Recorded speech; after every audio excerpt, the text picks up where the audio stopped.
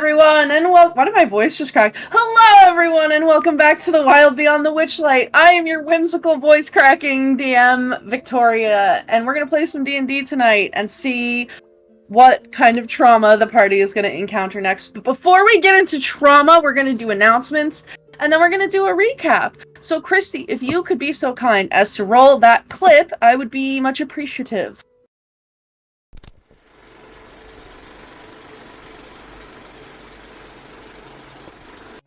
Good evening, and welcome to the show.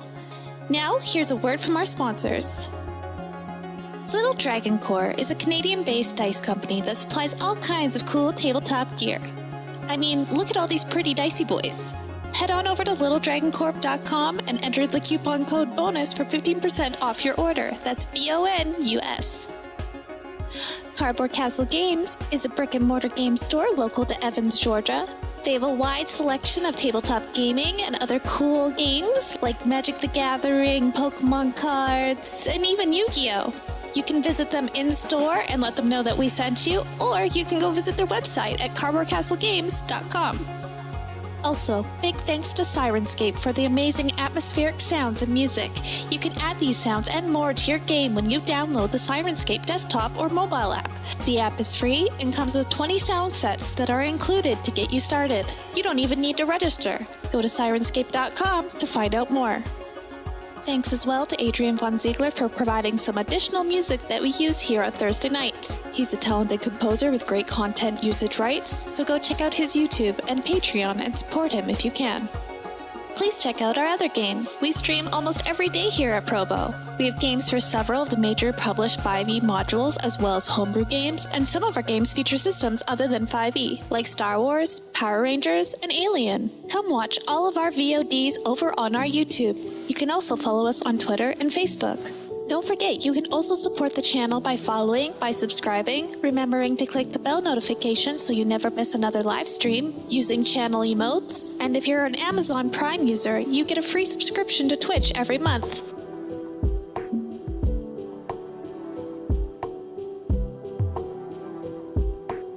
Thanks again to all of our sponsors for supporting Proficiency Bonus. And now, back to the show.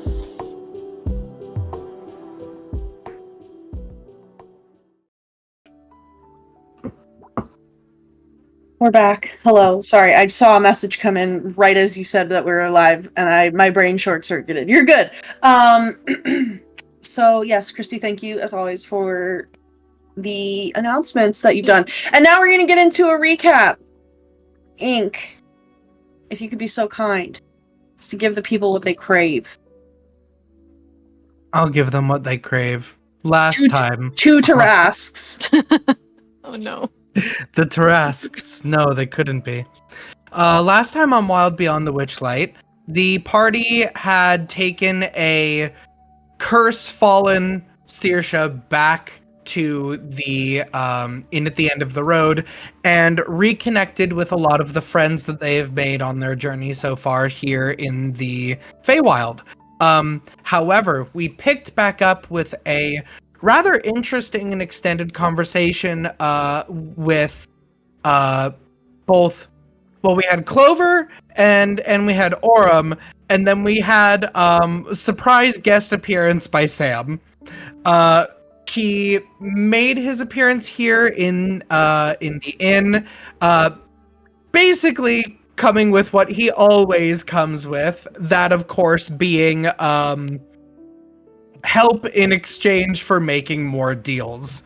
Aurum kind of explains now with more party members present how he is not really comfortable with making as many deals anymore, especially not with Sam, as he does not really hold Sam in any high level of trust.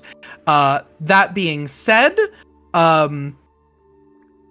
eventually we do work out a couple of little deals. Clover and Aurum talk about how no one's going to force Aurum to make any deals sort of after this. Aurum gets his poisoned liver fixed. Saoirse also is restored a little bit. The curse obviously is not broken, but she is able to kind of rejoin the party. We have a really interesting talk once again about one of the main powerful things that we've learned about since our time in the Feywild, which is like this power of firsts, to give your first kiss, your first memory, your first experience of something. Dawn, who originally I would say was the most sort of against the Feywild in general, it didn't kind of agree with him, has sort of come to understand it a lot better. And he explained how he sees the power of the Feywild as very much so being the power that people put into things is the power that they are. That if one kind of collectively agrees that something is important, then it is. But Sam also still reminds that separate from that, a first is always going to be more important than anything that follows it.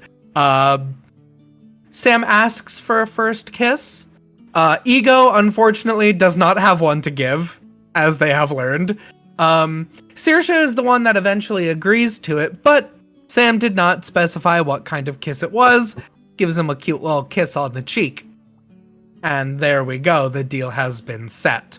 Saoirse also gets to meet some of her potential suitors that Clover had sort of drummed up for her. And also, Ego eventually, near kind of the end of the session, would meet with Wynn, the kind of soul seer painter, and hoping to ask her about where Ego might find these important books, these tomes that Sam had sort of let slip, several of them being present kind of in the realms that the party has been, one time getting very close to finding one. These books that I believe are in possession of all of the children of Baba Yaga? They're the black books, is that what it was? Yes. Yeah. So, Ego was hoping that perhaps maybe Wynn could use her powers to observe one of these books so that Ego could get their hands on it, feeling like this might be important to solving their curse of Bedlam. But Wynn has a different plan, or a different thing in mind. She desperately desires to look into Ego's soul. Ego initially tries to hold her back from that, not wanting to either hurt her or psychologically damage her in some way, but Wynn insists and says that she will also try to do what Ego has requested of her.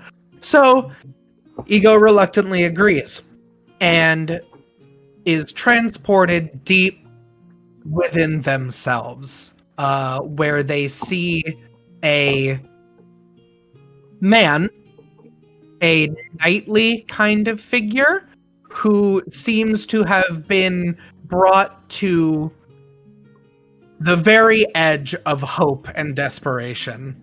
Ego attempts to reach out to this person, but communicating is hard, and instead is able to kind of send a message using what little bit of magic they had available to them to ask, "Who are you?" Ego was told, "I am you." Kind of pulling out from this scene, Wynn is distraught, kind of collapsing on the floor, hyperventilating, going into panic. Others are trying to comfort her, and Ego, in a panic of their own, fled from the inn at the end of the road without telling any of their companions. But it was just as Ego was running outside, they look up to see something.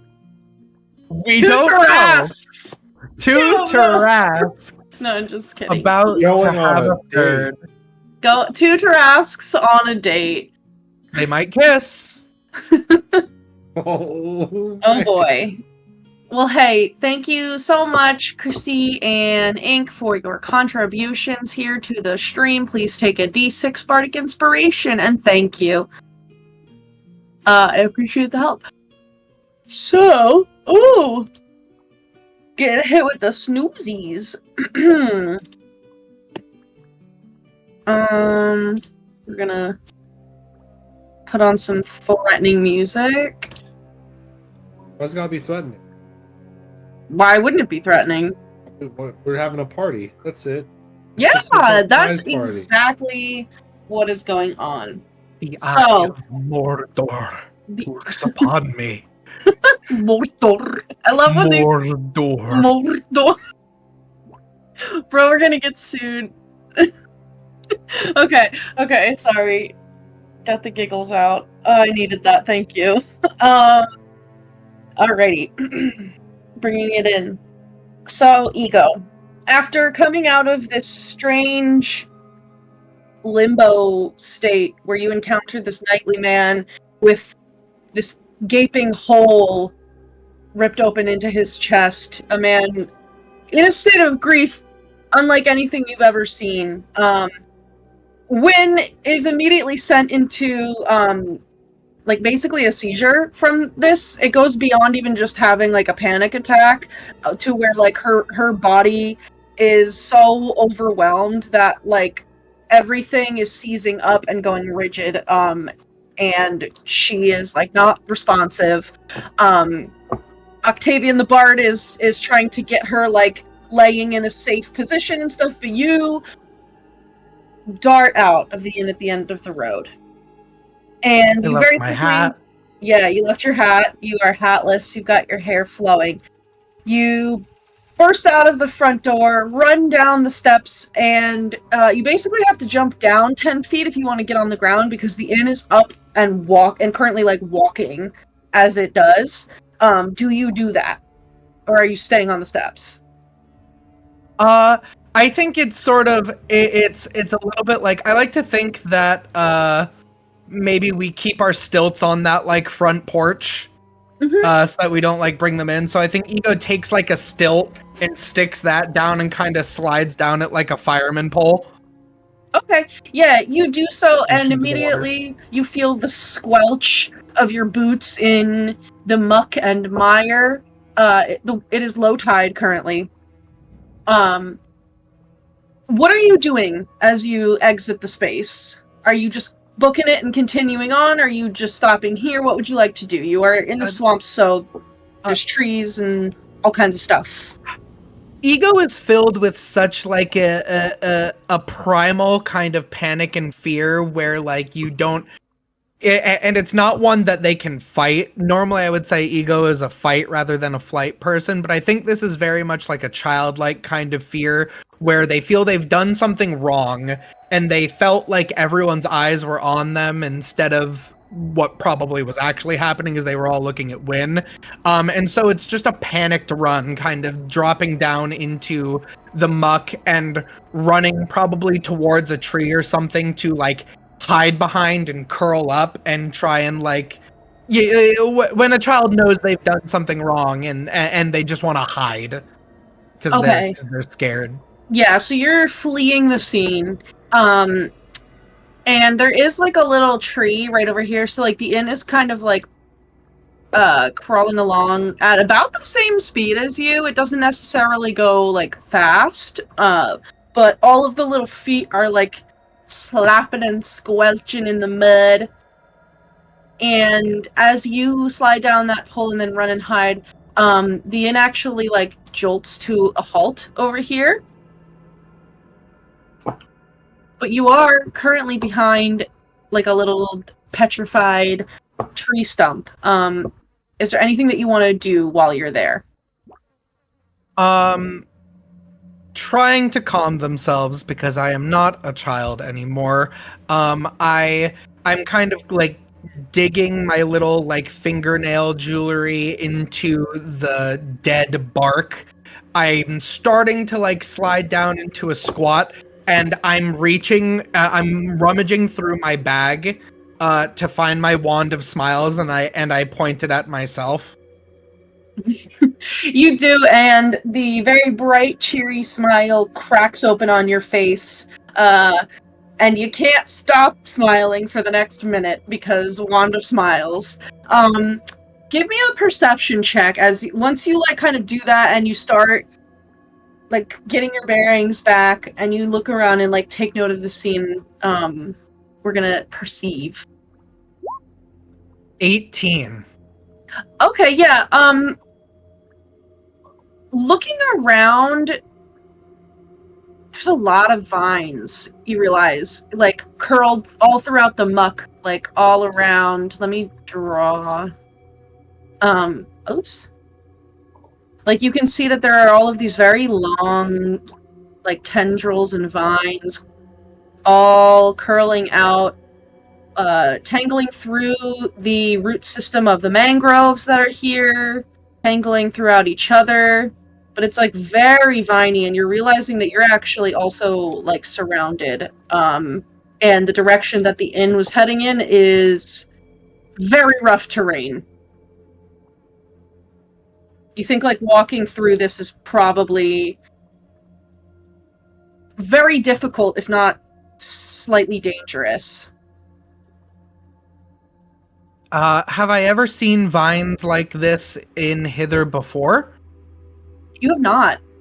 No, they're different. There are, like vining parasitic plants that, will send down vines. There's like the Spanish moss kind of thing, but this is like, these are very thick. Like some of them are thicker than your arm around. Give me a nature check. Okay.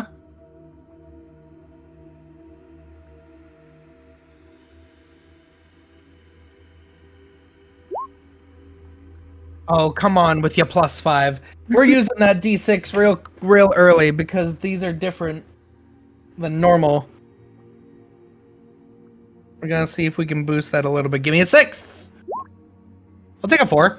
So that makes it a 13, which is better than 9. Yeah, so looking at these vines, because they are like around you, you don't really like have to leave where you are, and you're still kind of like clung to this tree, like just smiling, but like you look over at these vines. Like I said, a lot of them are very, very thick. They have these leaves on them that have this like serrated edge that are and the ends of them are like tipped in red, and you actually notice that there's a couple spots where there are these like big kind of like creamy, almost flesh colored little buds on the vines with red at the tips of them. You have never seen any kind of plant that's like this, and I think Ego has pretty thorough like knowledge of herbalism and like folk remedies. So this is very, very strange to you. You have never seen something like this. It's moving.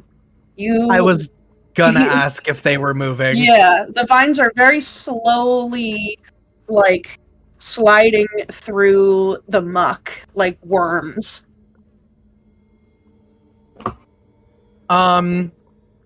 Is my way back up to the, like, could I get my stilt and get myself back up to the house? I didn't take both stilts. You could certainly try.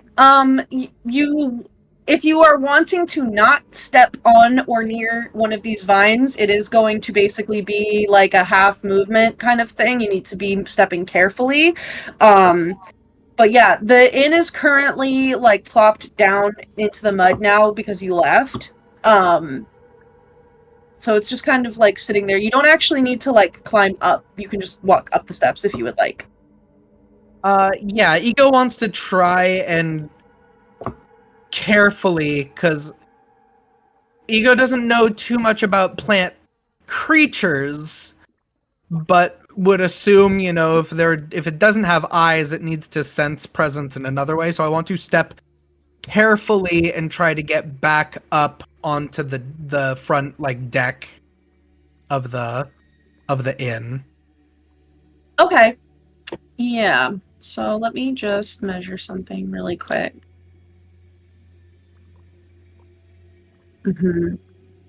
Yeah. Okay. So are you trying to do this? You're trying to be careful, right? But like you're just basically like going right back there? I think in a way you could see this as stealth. It's not a traditional trying to hide from something that's looking at me, but trying to not get detected by these vines if they have some kind of blind sense. Does that make sense? Okay. Yes, that does. Roll a stealth check.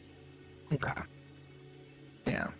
Kind of the closest I could think of for like careful, thoughtful movement. 20. Yeah. Dirty. So, looking at the way that the vines are moving, I think Ego could kind of parse to like put together that although the inn has settled now, it has like a bunch of feet. It was making it. It's not quiet. It's not stealthy. Like you can see it coming. It's a giant building with a bunch of legs. And although it has plopped down now, you get the sense that the disturbance of the muck and the water has somehow like activated these vines, and they're now like slowly curling towards the inn. So you instead are able to hop on like a fallen log, grab a tree branch and like swing over, use the stilt to kind of like push yourself off of a rock and basically keep out of the mud. And with a 20 stealth roll, you are successful. You are able to reach the door to the inn without, as far as you can tell, being detected. But you can see that these vines are really, really starting to spread and curl, slithering towards the inn. If I open the front door again, I know probably they're still panicking with what's going on with Wynn. Last I remember, I think Aurum was kind of in the hallway right by the entrance into... Did Aurum go back to his room? I'm trying to remember. If I opened the front door, wasn't someone right outside the lounge area? I was just entering the room to go talk to you guys, so I would have seen you run out, probably. Yep. So then okay. going back to the rest of the party. Yeah. Super quick. I know Iris right now is having some technical difficulties. For Clover and for Dawn, the screen, whether or not you are in the common room, like Aurum is kind of heading there, the scream that like Wynn emits as she is taken out of that space with Ego is blood curdling and like pierces any like walls, doors. Like you hear it no matter where you are in the inn. It's a loud scream of like pure terror that all of you would hear. Oh, Kristy! Oh no! Oh, did anyone else hear that? It was like chaotic.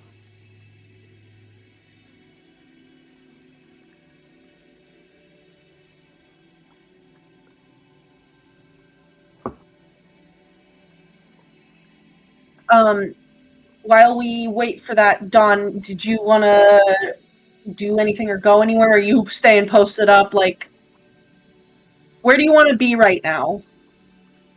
I mean, I'm heading towards the noise because loud scream equal bad. Okay, cool. And then Iris, just for your context, we're kind of popping back into the inn for a moment. And basically, anybody that's in the inn while Ego was having this conversation with Wynn, following that conversation, you hear this like blood-curdling scream of terror. So I'm just kind of getting like a temp check of like, what's everyone doing after you hear that? Because you can stay posted up in the room, you can go outside, you can do whatever you want. I just want to see what the vibe is for everyone. Yeah, I'm going towards the screen to make sure everything's alright. Testing. Okay, Kristy, that's better. Okay. Yeah, I immediately go to the sound. Let's see if Iris can hear now. Okay, cool. So, and then in case you missed what happened before, Ego had gone outside and noticed these very, like, thick alien vines that were, like, slowly moving through the muck towards the inn. So they very stealthily, like, jumped on some rocks and logs to get back to the inn without stepping in the mud. I think Saoirse is. I mean, Saoirse was out in the inn talking to Joy, right? I think you were. her last. I think you were going to go do that, right? Did you talk? Maybe not. I'm Maybe not sure. Yeah, I think I was heading to talk to Joy because I was talking to Clover about. She was showing me the list, and she gave me all the little profiles, and Saoirse immediately crossed off Black Donald because he didn't like animals. And then I think she was gonna go talk to Joy because that was the one that Clover kind of put at the top. She was like, "Here, you can talk to her first." And so I may be biased, but you know. Okay, so then, in that case, I think we probably had Aurum and Saoirse already heading towards the common room area. Dawn is running down. But so then for Saoirse, for Aurum, and then I guess for Clover, would you have been heading to the common room too? When I heard the scream, I would go. I think I think she was in her room, kind of that friend that's waiting to hear back from their first date, their other friend. She's like, just tell me it went good. Okay, yeah. So the group of you are either already heading there or after the scream heads into the common room. And what you would see there, for those of you who were already kind of in that space, Ego goes flying, bolts out of the building, and is just gone down into the muck. Yeeted fully down off of the stairs with one of the stilts.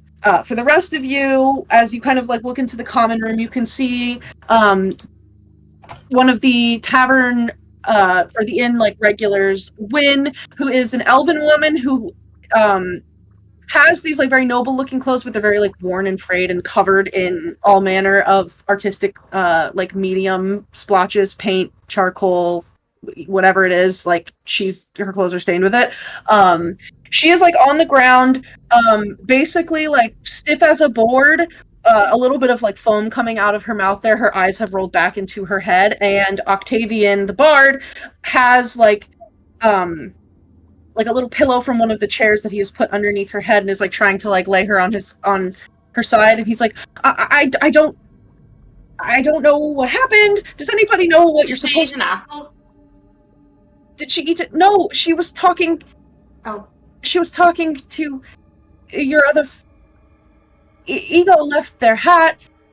They were talking. They were going to let Wynn see into their soul, and then Wynn was going to try to use her magic to find something. And then all of a sudden, she was screaming, and now she's on the ground, and I don't know what to do. Does anyone know how to heal? Help! I think I would have just ignored it all and went to the door, and I'm just watching Ego from the door, but I'm not going to invade Ego's need for alone time. I'm just going to make sure Ego's okay, not getting attacked by random creatures outside. Can I? So I'm just cracked the door open watching. That's really smart. I think Clover is also torn about following Ego, but can I just quickly do a detect magic on her? Is she Yeah, I'll do it. On Wynn, yeah. Yes, you can. So looking at her, it's not necessarily any one school of magic, but there is that kind of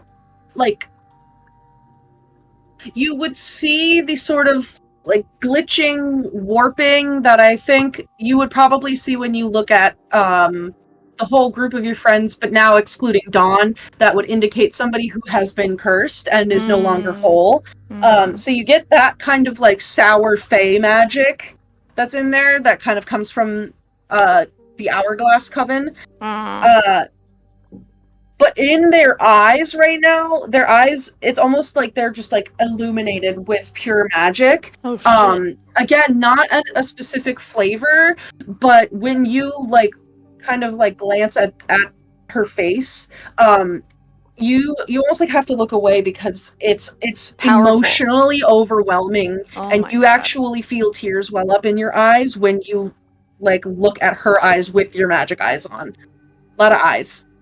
But it's Shit. Heartbreaking to see, but it's fading. Okay. I'll express that to people that are with me. And then for Aurum, you would see that Ego leaps down, runs off into the muck behind like a petrified tree. Is there for a few moments, seems to be like you can't really necessarily see like what they're doing, but they kind of sink down behind this tree. And after, maybe like a minute or so, you can kind of see that they're like looking at something in the mud. And then after maybe another minute, they take stock of their surroundings, and she starts like jumping from like rock to log to the steps at the inn. So like Ego is coming back, but they take a couple minutes to kind of calm themselves, and then they start looking at something in the muck. Yeah, And then I'm just gonna stay at the door until they get in the door. So, because like anything can happen, even inches from the door. So. And then for Dawn, is there anything that you would like to do, or are you kind of just like on alert? I'm definitely on alert. I don't have any magic to help with this, with what she's going through at the moment. That's crazy. Good luck, though. No, that's not what I mean. But kinda. I mean, yeah. He's kind of just like, I'm supposed It to is like, fading. protect. Yeah. Well, that's good. If you need me to help with anything. Do you know what you're supposed to do when someone's like this? Because I don't. Keep her comfortable. Keep her comfortable. Yeah. I can take a look. Sugar. Well, let Don see if he was gonna say anything first. Yeah. I believe you need to prop her head up so she doesn't bang it if she's, moving around. Okay, yeah. Is she like out of character? Is she catatonic? Like, is she like she's seizing? She's unresponsive and she's seizing, but it seems like by the time like the whole group of you has kind of convened on the lower floor here, she's still seizing, but she's kind of just going rigid at this point. Like her whole body is just locking up. But she's breathing, right? Like she's not. She's breathing. Would you like to make a medicine check? Anybody who wants to make a medicine check, you can do so, or Arcana. Maybe Saoirse can try to. I feel like this is more of Saoirse's. I could. You can also just do a thing if you want to do a thing to her. I could either detect thoughts, but that seems like a bad idea. I could try to dispel the magic, but this feels strong, or I can try to do an Arcana. Bless you. I'd say doing an Arcana check is worth Saoirse, it. what's your Arcana out of character? I'm not going to medicine check her with my -2. Yeah, I can't medicine. My Arcana is very bad, but my medicine's pretty decent. Maybe medicine? I have a +6 in medicine, but I'm not paying attention. That's fair. Aurum's not really in the win area right now. So I say give it a medicine check, and I can try Arcana and see if we can combo it if we roll okay. That's fine. Okay. So then we'll get a medicine from Saoirse and an Arcana from Clover.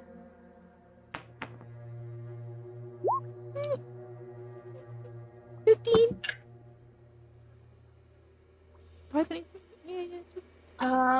22. Ooh. Okay. So Clover, looking her over with your magic eyes, I think that's kind of like a big part of what helps you here. So in addition to what you saw, kind of like taking the time to analyze it,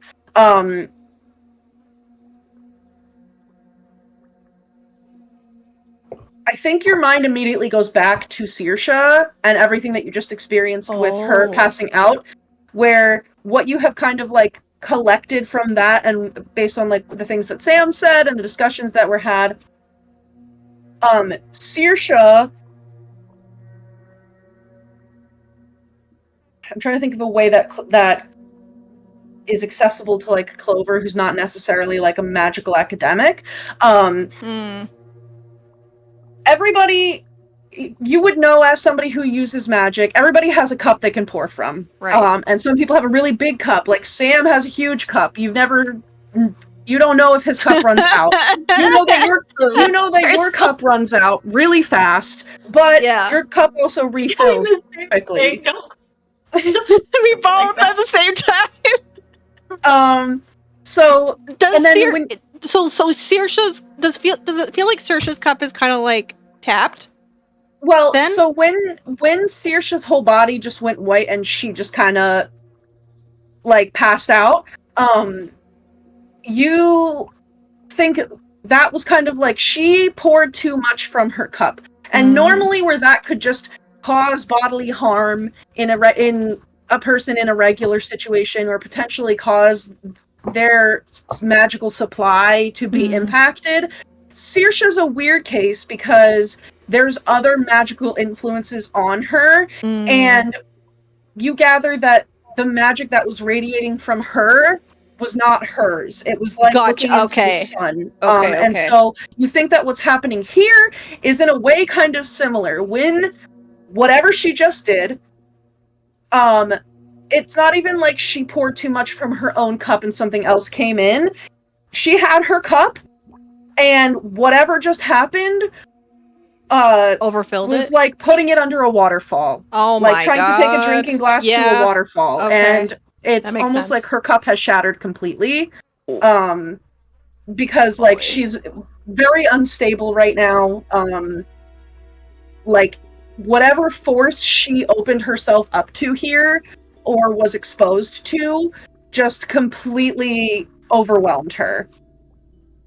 For the medicine check, because that one was very good. So right now Wynn is unresponsive and is basically experiencing a seizure. You get the sense that this is not a permanent state. However, I think Saoirse's innate connection to like Fey magic, you can kind of see that her aura is flickering in and out, and what it's being replaced with is very dark. Like in the moments where Wynn's own aura, which has this very like pastel rainbow look to it, is flickering out, there's something very dark, very sinister that's like slithering and creeping over her, like vines trying to encase her.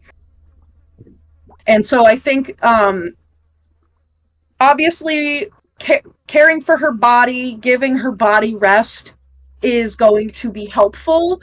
But whatever has just happened has impacted her on that innate magical level to the point where she might now need magical like healing interference to be back, because even if her body is healed, her like spirit has been rubbed raw. Do I think like a lesser restoration is going to be enough, or does it need to be more?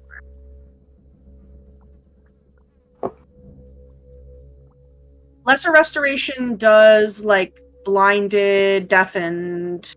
Let me look it up.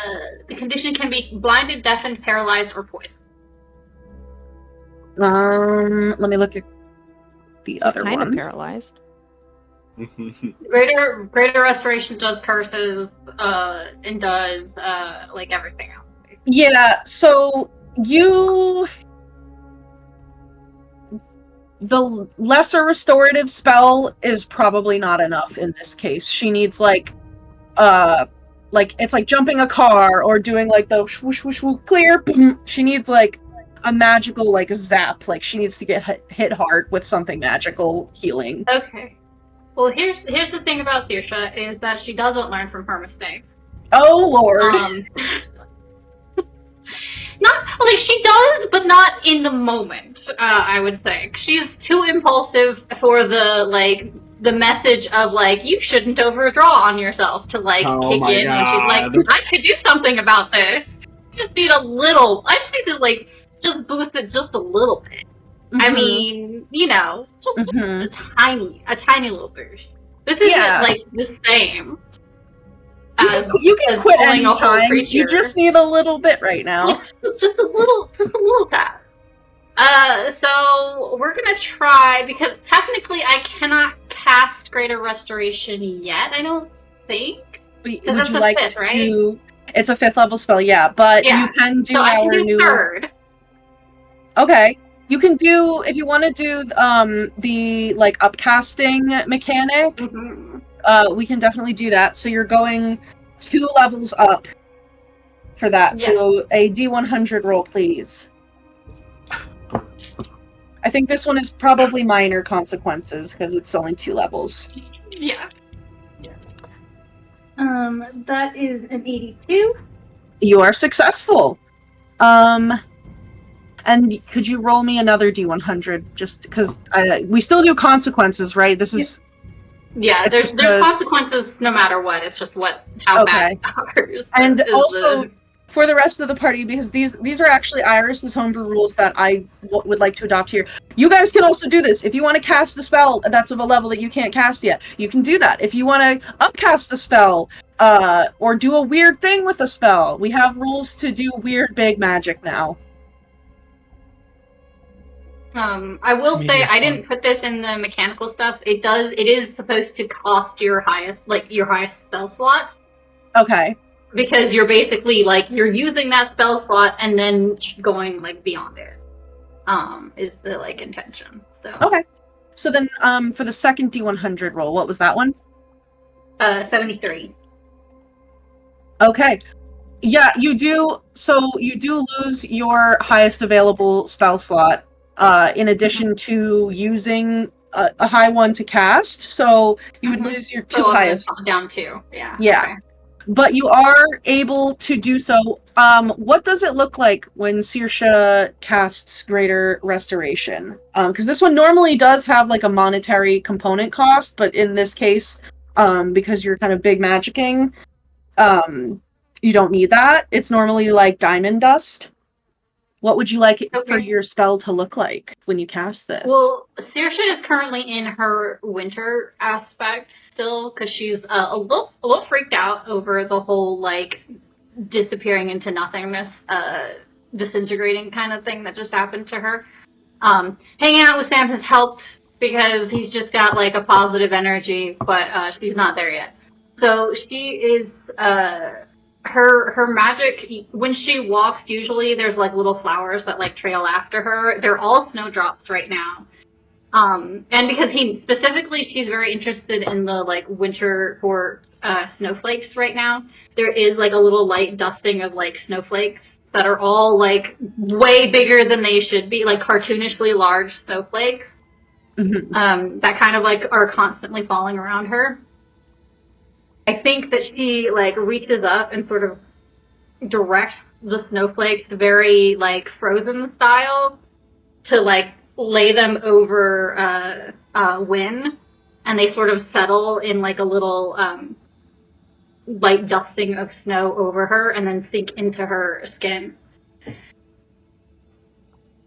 Yeah, and you feel that immense well of magic that you are inherently connected to, but separated from, and your connection's not fully developed yet because you're not the Archfey of the Spring Court, but that well of spring magic is pulled through you and then given that wintry flavor, and as those snowflakes melt all over Wynn's body, you can see the tension and the outline of her jaw muscles and all of the muscles and veins in her face instantly lessens. You can hear her jaw unclench. It was clenched so tight.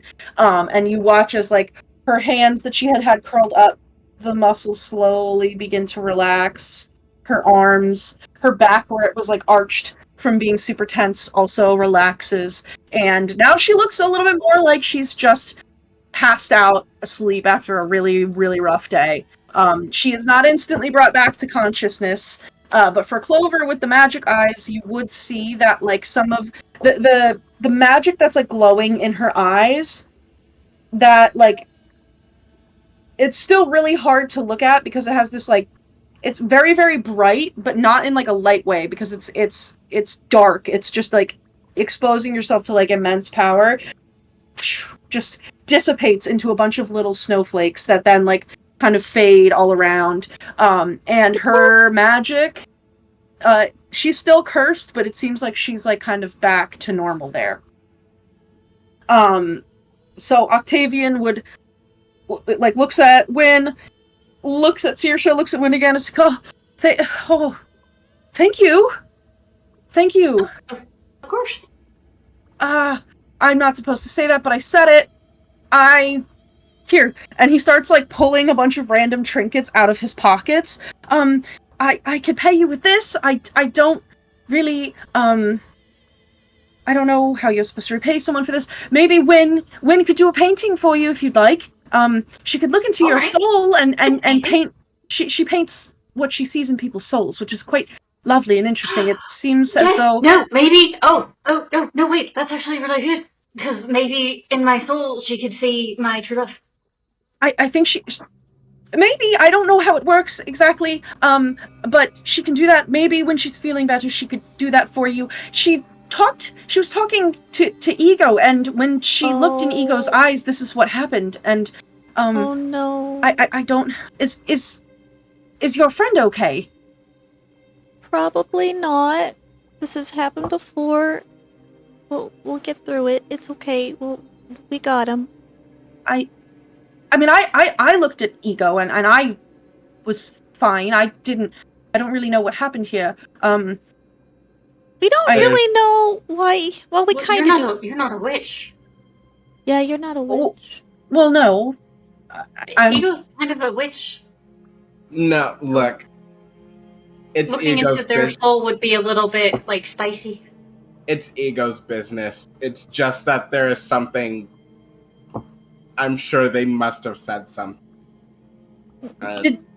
Something dangerous that probably does not like being looked at. Is Ego upset with Wynn? If Ego's a witch, did she cast a spell on Wynn? No, it wasn't Ego. Is this like some sort of a hex or like a curse or a jinx? Yeah, it is. Whatever we did, we can atone for it. I didn't realize that Ego would... Ego's probably not upset at you. They're probably blaming themselves. It's okay. Yeah, did you see where they went? They bolted right out the door. Yeah. Over there. Yes, so coming back to the two that are outside / at the door. Aurum. Ego makes his way back to you. Ego, you can see that Aurum is there waiting for you at the door. You can kind of like see into the tavern a little bit. And it looks like a couple of your friends are hovered over where Wynn was, because Wynn is usually seated in like a corner that from the front door you could see that corner. So she's still laying on the ground. She does not seem like she's actively, like, in crisis anymore. As you're coming back, you'd see that Sue comes, like, barging out from the kitchen, is absolutely covered in flour. Her hands are covered in, like, bread dough. And she comes running in and is like, well, what's all the fuss about? Oh my Lanta! And is like, sees that Wynn is passed out, starts getting her set up, and is, like, getting a bunch of herbs and stuff together. So if you guys wanted to hand off to Wynn to do, because she's like a kitchen witch, Sue is a kitchen witch. She can help, like, take care of Wynn if you guys want to pass off to her. Well, she already helped Saoirse, so yeah, that makes sense to Clover. Yeah, so she's in there, but for Ego, that's kind of like what you see happening, here. And Aurum is there at the door, watching you. You can hear now, like, the slither of those vines. I think it is like a get up to the door. Aurum's been waiting for me, and it's like, I don't know if it's a hug. It's sort of like that, but it's definitely like a cling, you know? And Ego is like, Aurum, there's something wrong outside. I mean, yeah, it looks. Those are some weird vines. They're moving. I've never seen anything like them. And I feel like they're trying to wrap around the house. We should tell somebody. I think that's important information. Are you okay? Just really quick, are you? I'll be fine. Well, whatever happened, I'm sure it's not your fault. I know you. From what I've seen, you're quick to blame yourself on a lot of stuff, and maybe don't do that.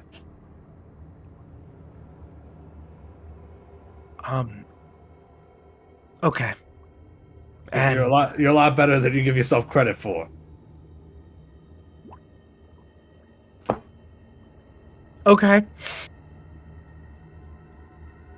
Also, you're smiling right now is interesting. It's stuck that way for a bit. Yeah. Kind of like takes my scarf and pulls it up over my nose. Where's not the bad. others? It's not bad. Put your scarf down. We gotta go talk to the people about the vines. Ego, the vines are starting to climb up the bottom steps. Do it quickly. All right. Hey, Sue!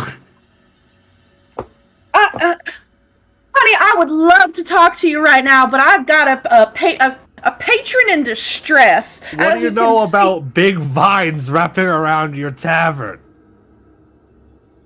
What?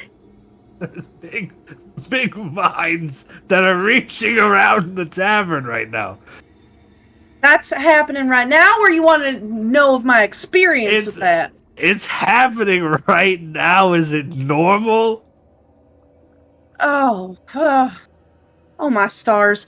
All right. Can one of y'all please pick her up, bring her to my room, just go to the back of the stairs. The door is there. Put her in my bed. We're going to get her situated. You know, Octavian, you got such a lovely voice. Why don't we see if your muscles match? Pick her up. Get her into the room. And basically, like, has the other patrons, like, helping to get Wynn situated. And, like, comes up to the door and is like, you know, Aurum, darling, I appreciate what you're saying, but is it... What? I mean, sometimes vines are just vines. Did we hit some? The house is... What do you mean? What's going on? Ego said they're moving. Ego. Normally I look at your hat. Oh, you have such lovely hair. Oh, what's this? And she goes and is like, doesn't touch you, but like kind of is like gesturing to your I believe it's called the Elder Cross, like your little my Elder Cross. Yeah. I didn't My little like knot horns. Yeah, your little They're knot horns. Your little antler kind of thing. Oh. Something from my mother. No, Sue, I think that these vines are Sue, I think the vines are attacking the house. She'll like come up to the door and looks out and sees the vines. Let me just see if because she's like a green witch. No. Oh, those seem like they're moving a lot. That's not normal for plants to be able to move that fast. Yeah, that's probably not good.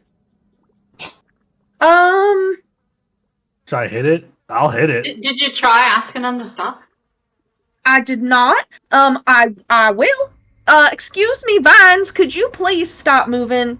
And grabbing at the stones on the stairs and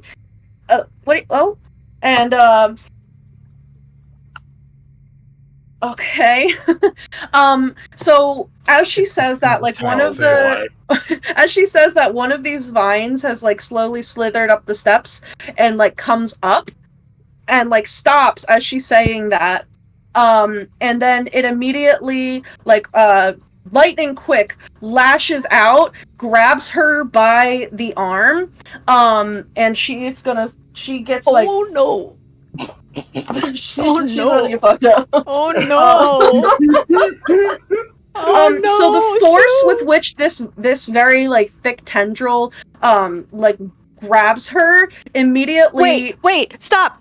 I think I have a thing. Can I use Entropic Ward to cast disadvantage on him on an attack? Yeah. What does it do? Yeah, you haven't used that before. Is that one of your class? That's one of your subclass abilities. Oh, it's for me only. I'd like to try to use big magic. It's technically only for me, but I'd like to use it on Sue because that seems very Clover. Okay. Yeah. Let me. In Tropic Ward, once per short rest, when a creature makes an attack roll against you, you can use your reaction to impose disadvantage on that roll. If it misses you, your next attack roll against the creature has advantage if you make it before the end of its next turn.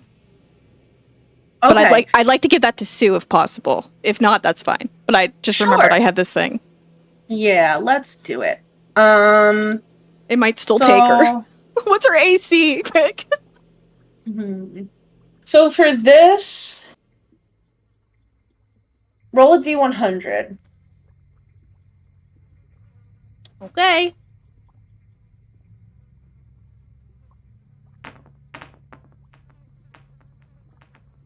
Hmm? 71? Okay. That is a success. Roll another D100.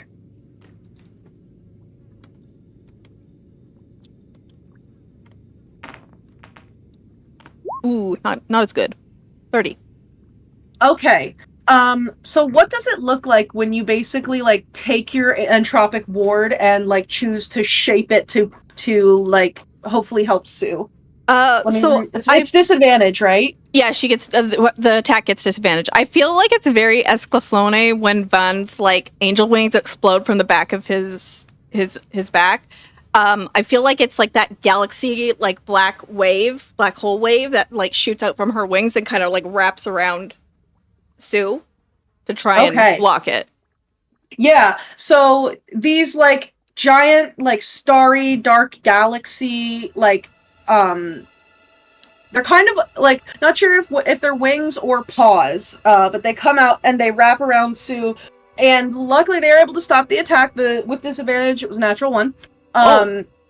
So the vine like, and you can like feel the force of this vine like slamming against this like weighty galactic energy that you have.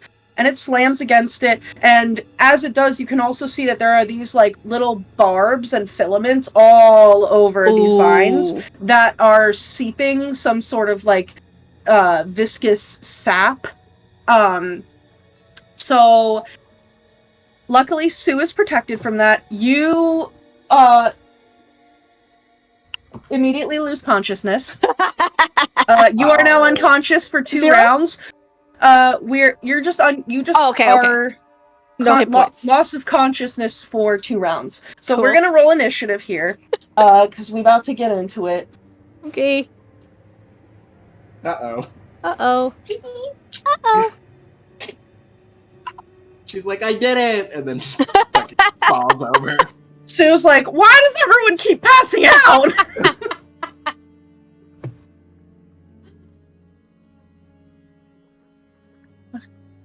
So... Oh my god, big building gets tentacled by strange plant monsters. No! We'll do... Yeah, that tracks. That tracks. And we'll do... Of course.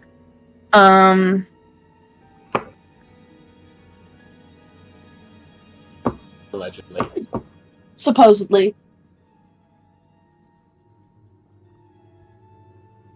Oh my god. Okay, 25 to 20. 20. Oh, okay. I feel like that's the first time I've said that number range and somebody has gotten something in that. I rolled almost as high as I possibly could. Hell yeah. 20 to 15. 15. 15 to 10. 11. Guys. 10 to 5? 7. 5. Okay. So Okay, we're spread out. We're spread out. 7 for Clover, 5 for Dawn. Yes. Yep. Alrighty. Excellent. Could be So, No, this tracks. alrighty. I've been on this map, but I suppose I am on the house now. Yeah, I guess I'm up the- Yes. everybody's. I'm gonna. Oh, yeah, we're gonna pick you all up and put you. The doorstep for the house is probably like. I'm gonna put Aurum, like right there. That's like the doorstep. Okay, then I'm with Aurum. Wait, do I not have an? Oh, there's Ego. I was like, where's Ego? I was under Saoirse, which makes sense. She's so tall. She saw her tall. Oh my god. Okay. Giant woman. Giant woman. That's the sound of a copyright. Oh no. It wasn't more than like 10 seconds of audio, Oh, so you're okay. fine. Okay. What happened? The They're copyright trying to copy. They're trying to copyright strike me for my dulcet tones. Yeah, but I think it has to be like 10 seconds of audio or something. It has to be like Yeah, a decent amount. that was a joke. Alrighty. So Saoirse, you were in the common room, and you're just baseline like perceptive enough to, even if you are focused on what's happening with Wynn, you hear this sort of like sound of like rustling leaves, and then there's this like almost whip crack noise, and it sounds like there's like something has tried to strike something out front where a couple of your friends have gone. What would you like to do? I'm going to cast Summon Fae. Okay. And I think I'm gonna go ahead and do a fuming Fae creature. So something, let's see, what is a Fae creature, like winter vibe, that is very fighting and nasty? Maybe like a red cap? I was just. Yeah. I don't know if I have a... Do I have a token for a red cap? I feel like I would, but maybe... You've used red caps There should be. before. I was gonna so- say. Yeah, they're in they're in... model. Yeah, I gotta go to the page that has them. Let me grab you a little red cap.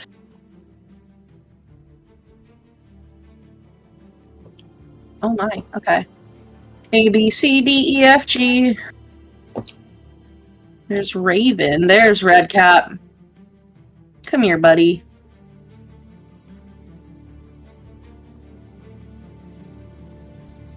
Yeah. Okay. Name, red cap.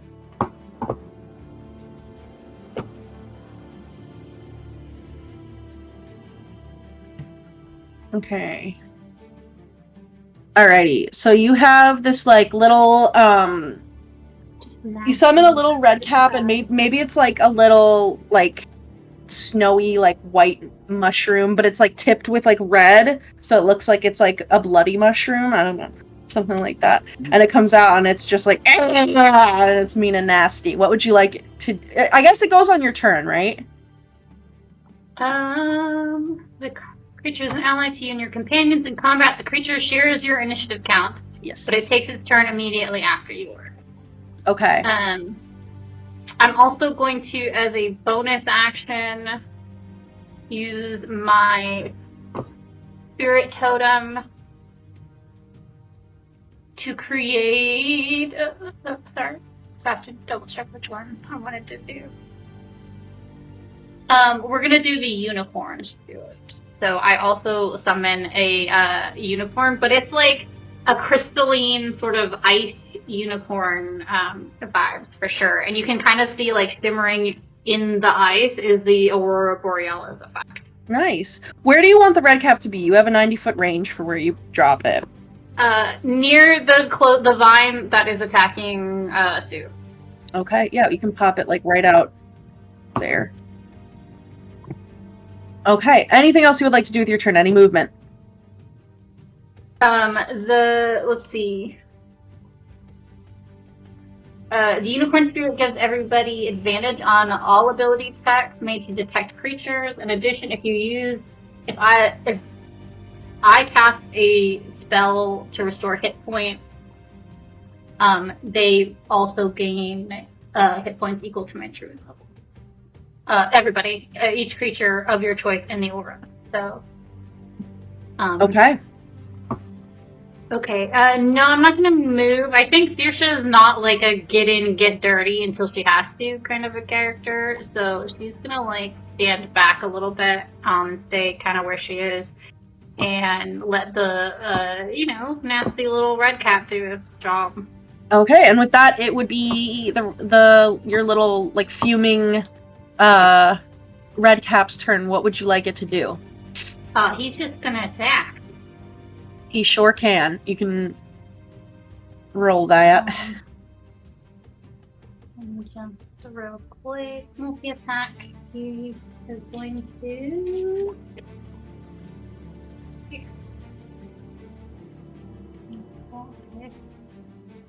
So it is... I don't know why it says multi-attack and then says it's a 3rd level spell, and then it says half the spell level rounded down. So it would be 1, but it's I think it's like if you were to upcast it. Right. It's like, that's kind of a weird name for it. If it's not necessarily a multi-attack. It should say base 2 if it's gonna qualify as a multi-attack. But yes, we'll go ahead and make an attack. So that is a 17 plus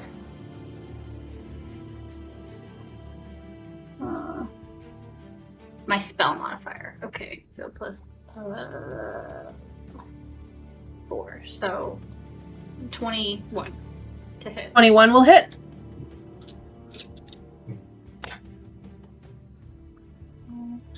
D6.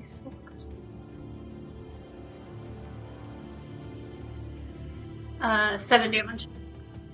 Okay. Piercing damage, and then 4 force damage. Okay.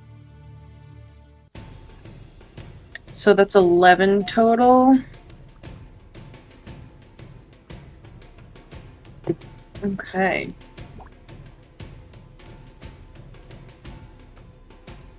Awesome. Anything else you want him to do on his turn? It is going to use its safe step to just like scoot down the line on the vine a little bit, because when it does so, it has advantage on its next attack roll again. That's before the end of this turn. So if it gets an opportunity of attack, it'll be at advantage. Okay. Okay, cool. Sounds good. I didn't Yeah. realize we can do it till after. That's okay. Yeah, so he can probably phase step like over to here. For some reason I can't assign this thing to you, and even when I go in the settings I can't like do that. But we're gonna put him like he can kind of step away and like a little bit closer to the vine there. Awesome. Next up is Ego. So Ego, this like snowy and yet also like covered in bits of like bloody redness, red cap looking creature poofs into existence and comes running up like with this like short sword, like sickle kind of thing, hacks at this vine, and then in this like explosive like cold fire appears like a little bit further off. And it's like attacking the vines. Oh yes, the vines must go. They attacked Miss Sue, the nicest lady of all. Back down I must go. So back down I shall. Okay. I'm gonna get quote unquote into the weeds, as it were, with this gnome. With this red cat, I mean. You're not a gnome. It is difficult terrain here, so movement speed is halved if you are moving on foot. Yeah. I was up there with Aurum, and I wanted to come down and only move just a little bit over to the side. Is that okay with my movement? Yeah, you can do that before, like, you can kind of, like, jump off if you want, and then that doesn't cost double. It's just, like, once you're down there. Alrighty, then. In that case, Ego, is going to pull out their little wand. I've been wanting to do this for a while now. So, I'm gonna point my wand out, and I'm going to say, "By tempest's rage, the storm is drawn from darkened skies and clouds of yon. With crackling force and blinding jolt, strike now my foe with lightning bolt." Oh, snap. Okay. Are you And, casting lightning bolt? I'm casting lightning bolt. Oh my god. 100-foot line.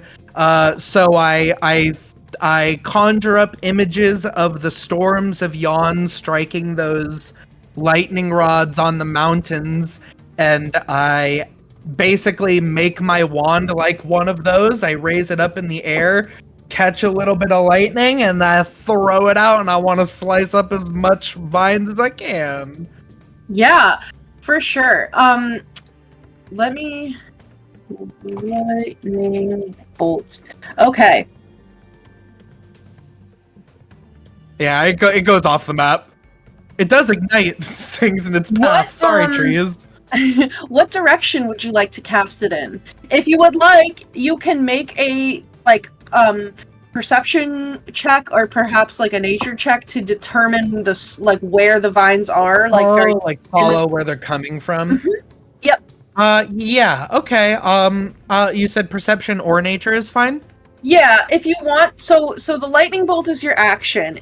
If you want to eat your bonus action, you can do that regular. If you're doing it without spending like anything from your action economy, it will be at disadvantage just because this is like quick in the moment kind of thing.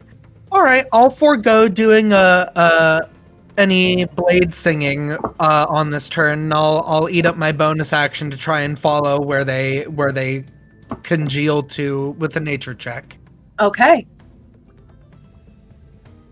Oh, ego, you have a +5, Pookie. That's okay. Just a 3. So I think it's just sort of, I'm gonna just try and line up as much of the mass as possible and probably just fire it. I don't want to get the house in it, and I don't want to get allies in it, so we're just gonna fire it off the map, like this way. Okay, so basically, like, aiming, yeah, there, yeah. Oh, what did I just do? Okay. How very fortuitous that you've chosen that line to draw on. Because I think as you cast the spell here, let's see. In the line, oh boy. All right, I gotta make some saves here. I feel like this is probably not. I know plants aren't normally very dexterous, so I'm hoping. Does a 9 save? No. No, it does not. Does no, 5, that's a fail. And then does a 15 save? Just shy. It's my DC is 16. Okay, and then for the last one, that's also a fail. Okay, so you realize, as you cast this lightning bolt, you would see your magic like arcs down, and for a moment like the sky like darkens and swirls, and you like feel this like brief gale force wind come through, and then the lightning like arcs down to your wand and shoots forward and immediately comes into contact with 4 different creatures. You can see that there is this like there's a creature wielding like swords, like a sword and a dagger that's completely covered in robes. You can't even like see anything about them. In fact, 2 of them get hit by lightning. You see one of those mites that you recognized from Yon, way in the back, gets hit with the lightning bolt. And the other thing that gets hit, that perhaps answers a lot of questions as to like where the vines are coming from, is a writhing tangle of vines, those fleshy flower buds, but this time like larger than your head, and dozens of corpses in various stage of decay, all tangled up in this plant matter. As you see, like this large plant begins uprooting itself from the dirt where it seems to have like settled into the mud and was kind of like hiding amongst like shrubbery and things. And it gets struck with lightning, and they all fail, so damage, por favor. Yes, ma'am. We'll put it in roll 20. That's 32 lightning damage. My god, okay. Jesus. We love a wizard. We love a wizard. He said, somebody might have done this to me once, and that meant I made sure I was going to do it to somebody else in the future. Teehee, I was the somebody. I mean, Agden was the first with the lightning bolt, I think, but... That is true. That is also true. I was going to have it be from Agden, but he already got a spell. Jan was good. Yeah. Okay. Yeah, just unleashes it. The trees and grass and stuff would catch on fire. Sorry, Forest. I know the Feywild isn't going to like that, but there's a lot of water that rises here, so we can hopefully fix that later. Yes. So, immediately, like, you see the skeleton, like, cartoon style when somebody gets electrocuted, like, this darkling that's over here, or, like, you know, cloaked figure there and over here, just get burned to a crisp. And immediately after, like, the lightning strikes them, and you know that all life has faded from them, you see, they explode into balls of light. And they are no more.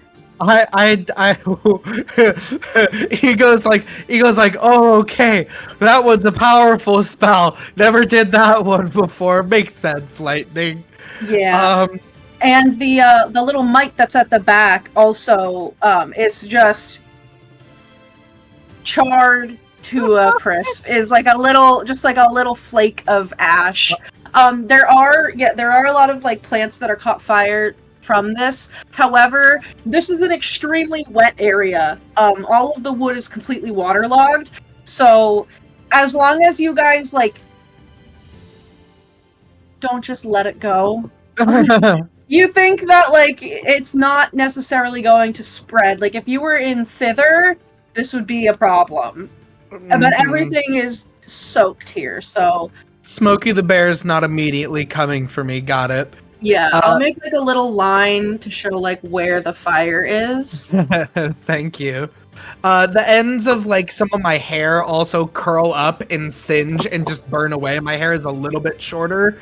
That's a big spell. The end of my wand is smoking, and I'm like...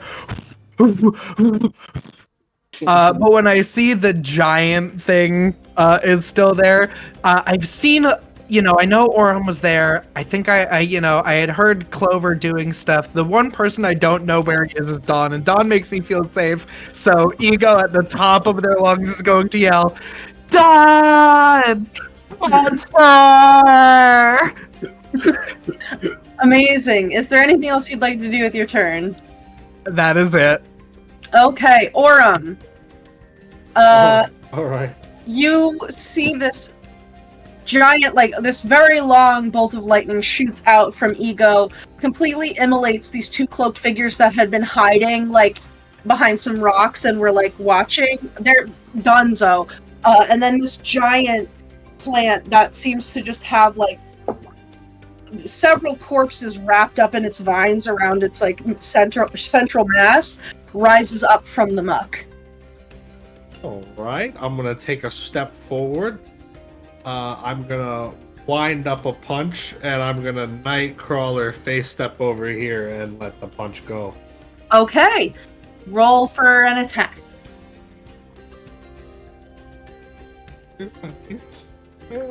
Oh, there it is. Alright. Sheesh. The first one is a number. It's a 13. That'll hit. It's a plant. Oh, hell yeah. I'm gonna make it my favorite. Not hard to hit. Sure. Oh, mark that. Mark that on the floor. Alright.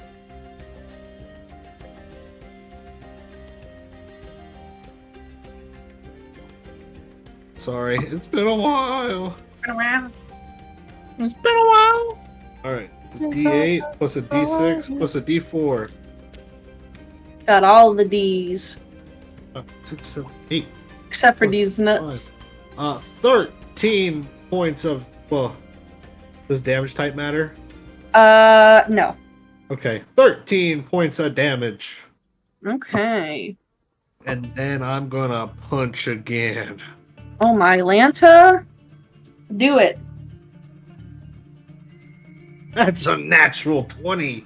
Oh my Yeah. god. Get him.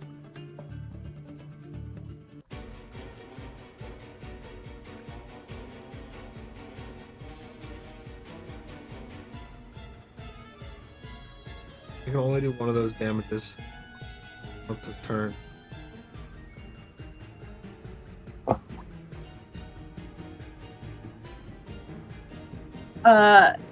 Just for the rest of the party, there are some enemy turns happening, and then Clover, and then Dawn.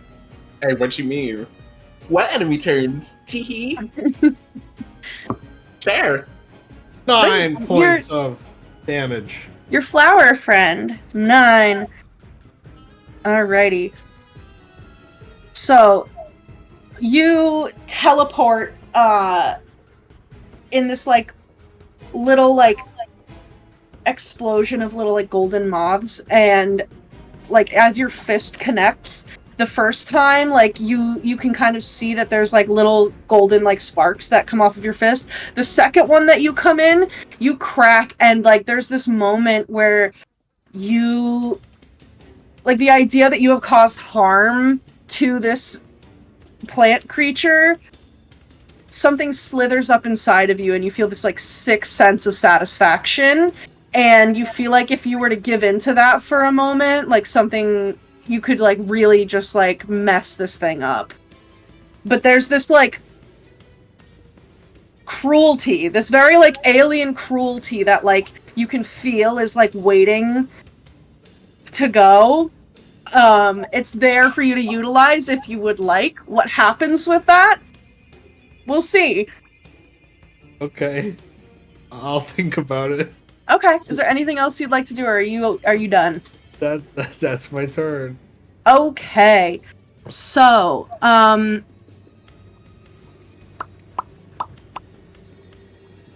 me just double check something.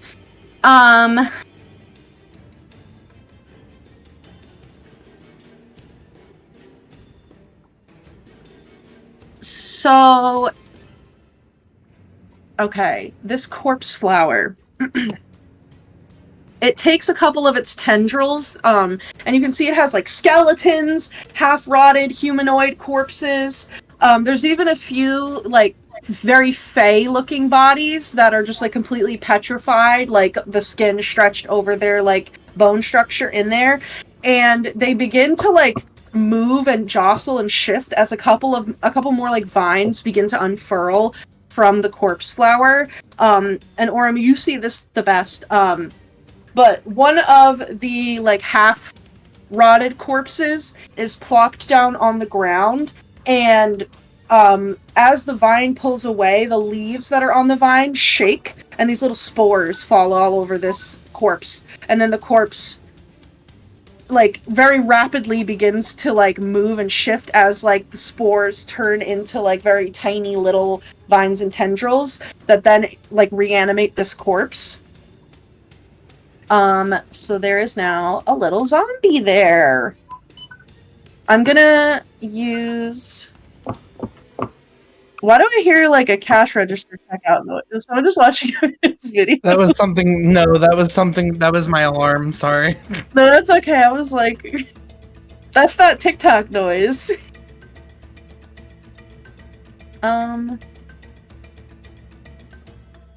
Here's a zombie. Come here, little buddy.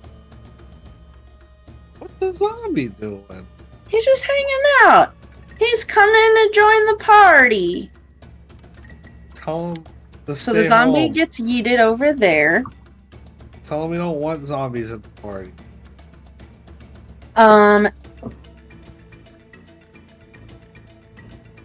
And with its action, the corpse flower is going to attack you, Aurum. No, 3 times, because you're the only one within range don't do it. of its like little, Uh-oh. its little attacky guy. I should have unleashed the beast. Let's see. Does a dirty 20 hit? Yeah. Okay.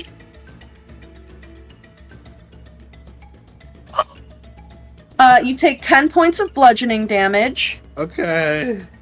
You also take 8 points of poison damage. Okay. You know what? I think it's gonna use its ego. Just did some crazy shit, so I think the plant is gonna. We'll do 5, 10, 15, 20. So the corpse flower, after it like smacks you once, Aurum, it gets up and kind of like moves and shambles around you. It does technically leave, I think, your range if you wanted to do an attack of opportunity. You're technically still in its range though, but I think it's if it leaves your range. Its second attack is going to be against Ego. That's capped. Oh Lord, it got the reach. That's a dirty 20 to hit it back. Oh, it's Yeah. actually 22. That'll hit. 23. I'm bad Its at math. AC is like 12. 8 points of damage. Okay. Cool. The second attack against Ego does a 15 hit. No, I do a little dodgy dance. Oh my god. Okay, and it's gonna use its third attack against Aurum again. Oh, that might not hit. Does a 12 hit? No! Okay. Wow. Then with that, the corpse flower is then going to take one of the half-digested corpses that's wrapped up in it, and you can see that the biggest flower on top of it, the petals like slowly unfurl and open up, and there's just this like horrible stench of rot and decay, and one of the tendrils lifts a corpse up into the flower and drops it, and then the flower snaps shut like a Venus flytrap, and it is going to consume a corpse and harvest the dead.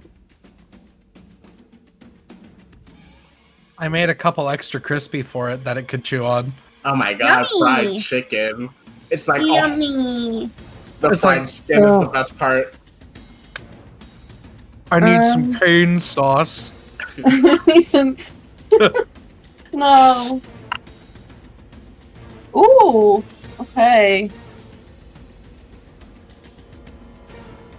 Hey. I wish you guys could see how many hit points it has right now. That's a funny number. Okay.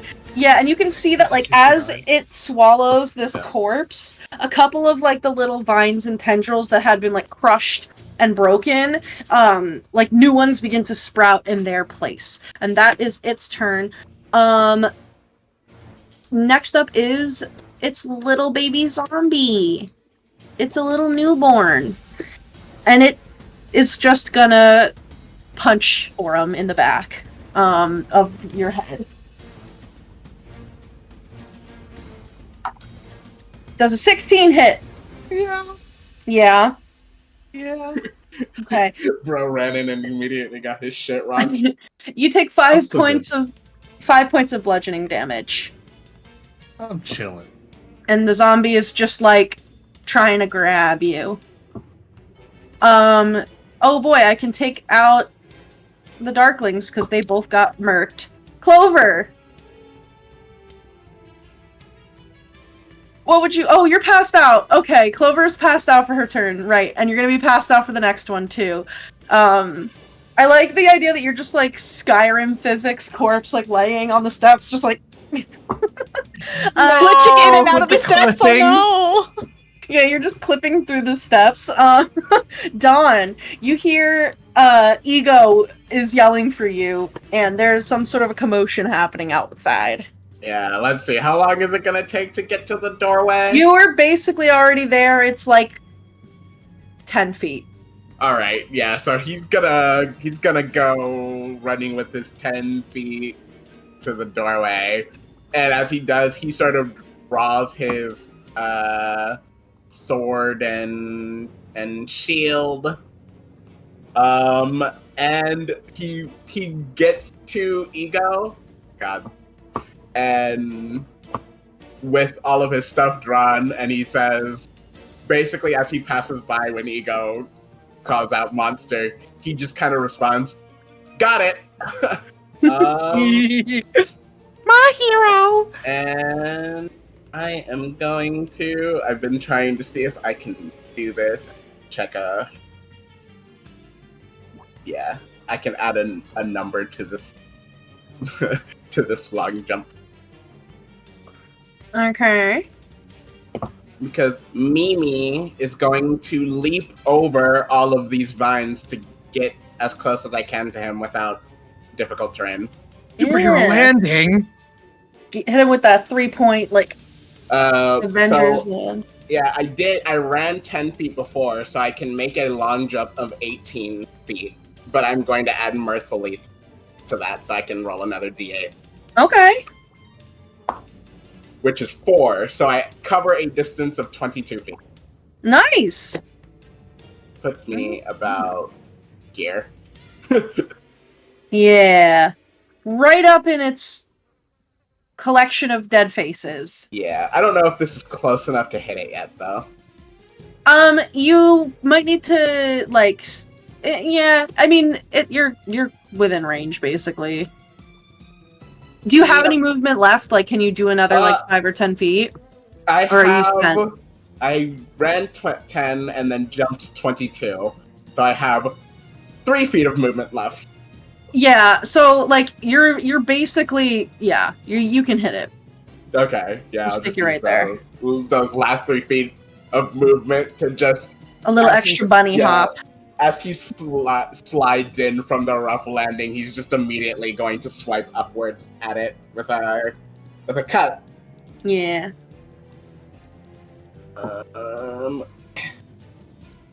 Ooh, not a good first roll. It's our bonus. Let's see if we can save this. No, 13. Oh, that's that will hit. That will hit. Okay. Its AC is 12. It's and I will cook it with a little first level smite just to see how it reacts. So it's going to take 6 slashing damage nice. and 8 radiant damage. Okay. Unless it's undead, in which case I would roll an extra d8. It is not. It is a plant. But there's a zombie that you would see now that you're kind of over here in the fray. There's a zombie that is, like, being animated by these, like, little green tendrils, like vines. And it's trying to punch Aurum in the back of the head right now.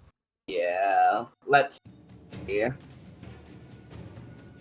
But yeah, your sword, like, arcs out in front of you, and you're able to, like, just lop a whole tendril off. Yep. And where it, like, falls into the mud, these, like, little dandelions begin to spring up. Yeah, I should have done this before, but that's okay. I'll save it for my next turn, because I still have a bonus action. As my bonus action, he pulls back from the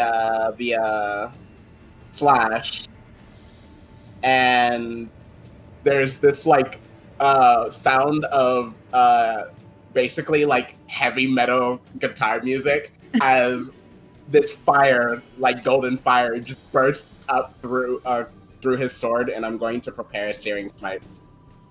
Nice. Okay, so that'll be on the next turn. Yeah, because it's a big plant. Hell yeah. I'm gonna burn the shit out of it.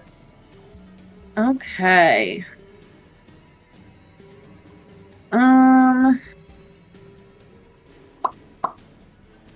Where is that? Did you want to do anything else, or I guess that's like kind of everything you got in the tank, right? That's all my movement, all of my action, and all of my protection. Yeah, okay. Excelente. So, these, now that you guys are down in the fray,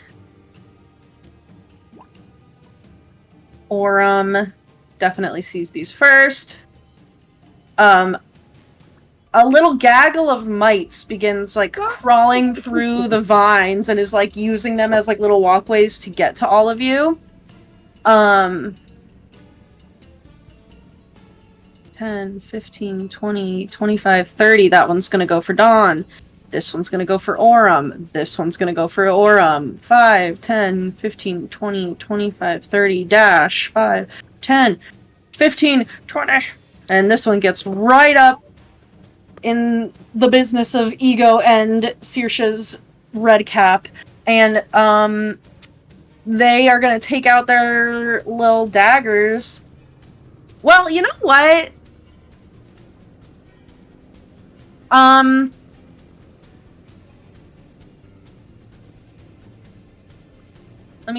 Okay. So, Aurum, as these two mites surround you, they are like chittering and just saying all of these hateful things to you and just like cackling, and that little alien thought that came up into your mind begins to like almost fight for like power within you, as you receive the blood boiling hex from these mites. So you're just like, this is so frustrating, right? Like, you just can't catch a break. You know, you were trying, like, this person passed out, and then of course Ego had to go run outside with nobody around, so then it was up to you to go look for Ego, and then, wow, look at that, Ego goes out, and now this giant plant is attacking, and your friends just cause a lot of problems. So you have a, for any attack roll, ability check, or saving throw that you make, you have to roll a d6 and subtract that number. However, you can attack an ally as a reaction to ignore the effect of the hex, if you would like. And then that lets you, like, ignore it for the rest of your turn. I'm aware that this anger is also being caused by these guys because... Yes, you are familiar with them, Yeah, so okay. you would know that they can do this. But worst of all, we're all chewing loudly. Oh, Yeah. who's chewing loudly? I'm going for them. So these two, so this one is going to hex you, so this one up at the top uses its action to do that. This one over here is going to try to stab you with a dagger that it whips out. Stabby dagger? Natural 1, it slips and falls on its face in the mud. Love when that And- happens in Baldur's Gate. This one that's down by Dawn is going to hex Dawn, and this one that's down by Ego is going to hex Ego. So Dawn and Ego, you are familiar with the effects of this hex, as you have all felt it before. But while you are aware of it, you are now also affected by it regardless. But like, Dawn, for you, it's like, of course, Ego has to call you for help and can't handle her own problems, and now you have to come in and deal with all of this because you're the only one with any sense. And, for Ego, like, why did Wynn look? You told her not to look, and now this is happening. And now Clover is, like, passed out on the steps. Worthless. Where's Saoirse? Aurum is just getting, like, surrounded by a bunch of guys. He's probably gonna pass out, and then what are you gonna do? And it's just chaotic and crazy. So yeah, you guys are hex, but if you would like to use your reaction to attack a friend, you can basically like forego the effects of the hex by using spending that reaction to hit one of your friends. That is their turn. We come back up to Saoirse with Ego on deck.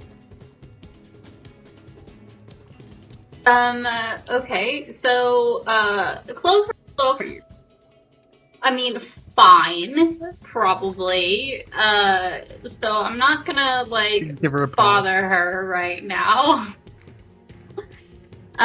She's just having a little sleep. She's just taking a little nap, honestly, you know, vibes, I'm with you, I've got that. I just took a nice long nap myself. We're gonna move forward, out the door. Mm-hmm. Yep, and when you step out, you would see the plant monster, you see the zombie, and you also see those mites I think they got Saoirse really pissed off when you guys were in, like, because they got you good. So you see the mites again. Yeah, I'm going to... Is anybody, like, hurt? Are any of you guys hurt right now? Aurum is getting punched in the head by a zombie. And also stabbed at, but it falls in the mud as it stabs him and completely misses. Sure, yeah. Okay, so we're gonna move, like, 5... 10, I got that, like, I've been in the boxing match, but this is, like, the third round, and, 30. So we're gonna go here. I'm chilling. It is, you are at half movement if you go, like, any, basically, like, this little door that I drew here. Once you go past this square that the door is on, it's half movement, because it's difficult terrain. 5. Yes. Right, to get there, and then... That is... Okay, so what we're gonna do then... 10, 15... We're gonna do is we're gonna Misty Step. Or Face Step, I guess, is the more accurate term. So that is 5, 10, 15, 20, 25, 30. And then we're gonna just walk the rest of the way. Okay. And are you still winter right now? So it's like there's like this cold breeze that like picks up and like you just turn into like snowflakes, and this like little line of snowdrops very rapidly forms on the ground and is basically like the little comet trail, and then you like appear on the other side maybe. Yep. And then the one creature, so we'll say the zombie needs to make a wisdom saving throw. Okay, you know, not sure that that's his best skill. He's just chilling. He's just a zombie. He's in a party. So that's a 0. Oh wait, yeah, sorry, he has a +0, so that's a 2. Not that it matters. Okay. So he is frightened of me until my next turn. Okay. And then I am going to heal Aurum. So we're gonna do, let's see. Okay, that was I'm out of third level. So we're gonna just go ahead and do a second last one. And then everybody within the 30-foot radius that is an ally of mine can take 6. Yeah, I think Dawn is good, but technically Dawn and probably Ego would be in the... And Aurum are in the aura. 11. Yeah, that's okay. I'm not injured yet, so... So that's 15 from the Cure Wounds, and then 6 from the Unicorn Aura. And then anybody who is injured, you just get 6, regardless whether you like want it or not. You just get 6 points of healing. You just get Ego 6 and points Dawn. of healing. It's Little free. unicorn kisses sent your way. What did he heal? Like, you get 6. You get And then 6. 21 that's the for way the Aurum. overall work. Thanks for Yeah. healing. These stupid little purple things are here. Yeah. I hate You these see, purple Saoirse things. just comes over and like puts her hand on Aurum's back, and it's like very, very cold. But yeah, Why are your hands so cold? God! And you know what? She put it on that like that one part of your back where the skin is like kind of sensitive it just too. hurts. Yeah. yeah, Like, why would for she do sure, that? That's for so sure. rude. Yep. No, Anything else for you, honestly, Saoirse? yeah, she probably did it on purpose. To be honest with you, Saoirse is kind of a troll. Yeah. That is Saoirse's turn. Because that's action, bonus action, movement. So then the red cap Yes. is going to just attack the little night guy in front of it. Yeah, do it. He's Do you already really wanna- angry. Did you want to use the bonus action thing now to give yourself advantage? Oh yeah, let's do the bonus action. Yeah. Because he can just kind of teleport like literally to the other side if you want. He's just gonna he literally just turns into like a little pile of snow and then like the snow like flutters around to the other side and then reforms into a little guy. So that is let's see, a 13 plus. Ooh. That's gonna hit. These guys don't have good AC either. If it's 13 plus, it's gonna hit. Alright, so that is 7 piercing damage and 2 force damage.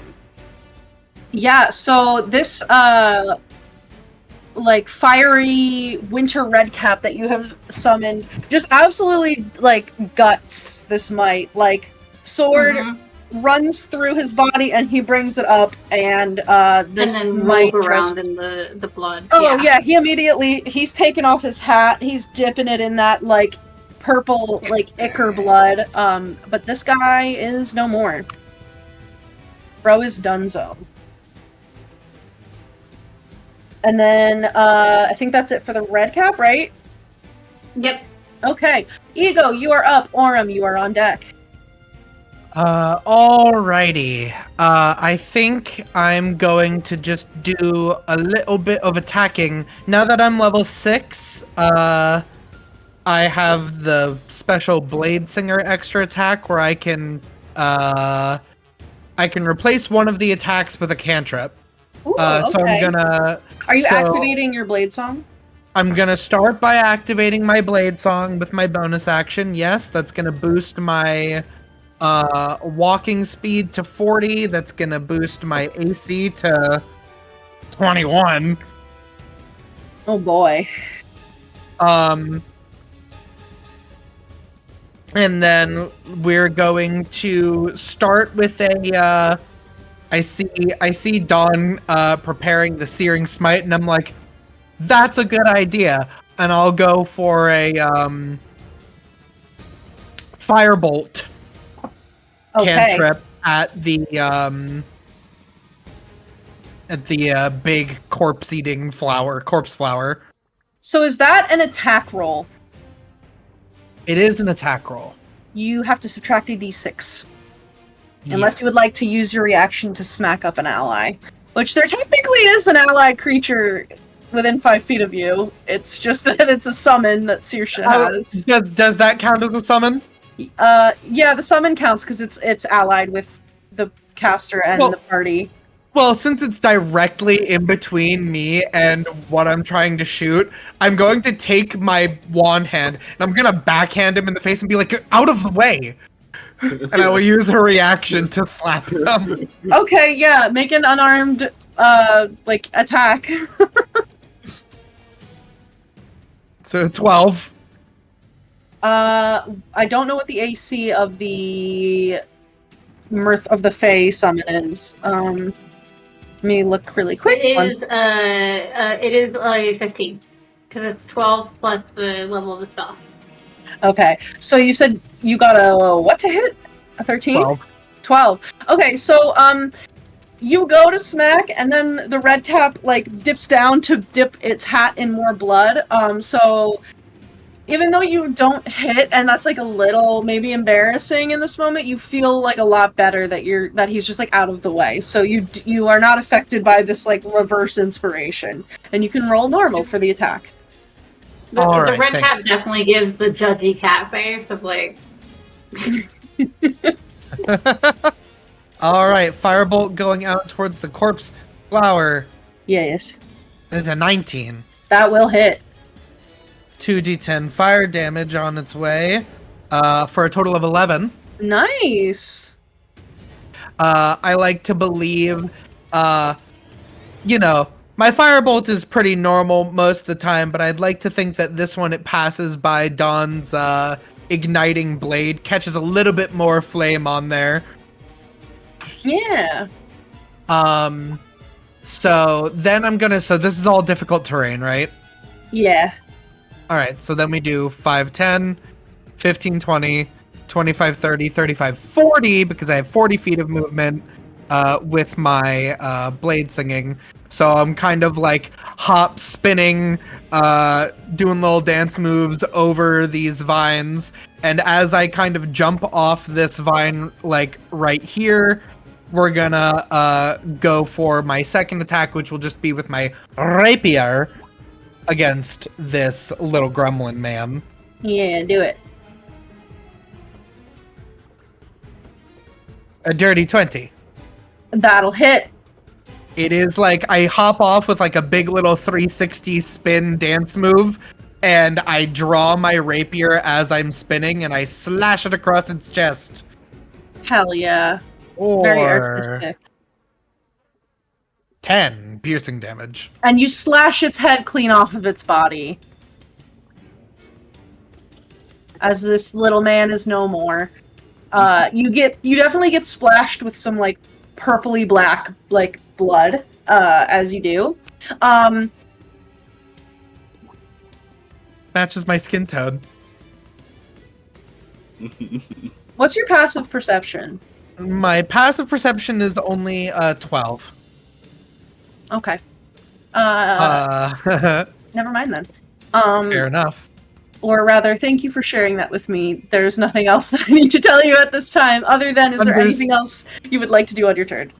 I just got the wand in one hand, the rapier in the other, so I can't wipe the blood, so I'm just gonna whip my hair over my shoulder and kind of hold them both out, and assure Dawn that I'm with you. Yeah. Alrighty. Okay. He's a little annoyed. He can't help it. What is the spell that like lets you do a breath weapon, guys? I'm not. Dragon's Breath. You know, tell me why I looked that up, and nothing happened. Okay. I just need to have that up in case for reasons. Understood. Aurum. Hey. It is your turn. And of course, all of your friends, they killed all of the other little mites, but not the ones that are attacking you. Yeah. Everyone's left you out high and dry. I'm so... Your hands are so cold, and these creatures are so annoying, but I know it's not your fault that I'm really irritable right now. It's this thing's fault. I'm just gonna try to hit the thing in front of me. The mite or the plant? The mite. I'm gonna try to hit the mite. Okay. I hate that thing. So are you going to use your reaction to try to smack an ally? If you do not, you will have a minus d6 on your attack roll. I think I will. I think I feel like Saoirse's the type to be like, leave the hand on a little too long, you know, and it's like, get off of me, leave me alone. Yeah. I'm gonna slap at Saoirse's hand with one claw.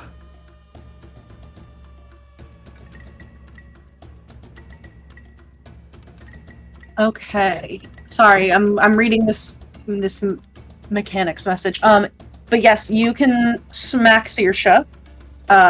Roll to hit. So sorry.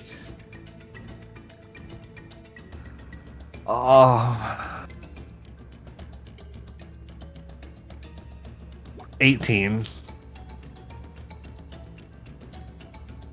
I think an 18 hits Saoirse, right?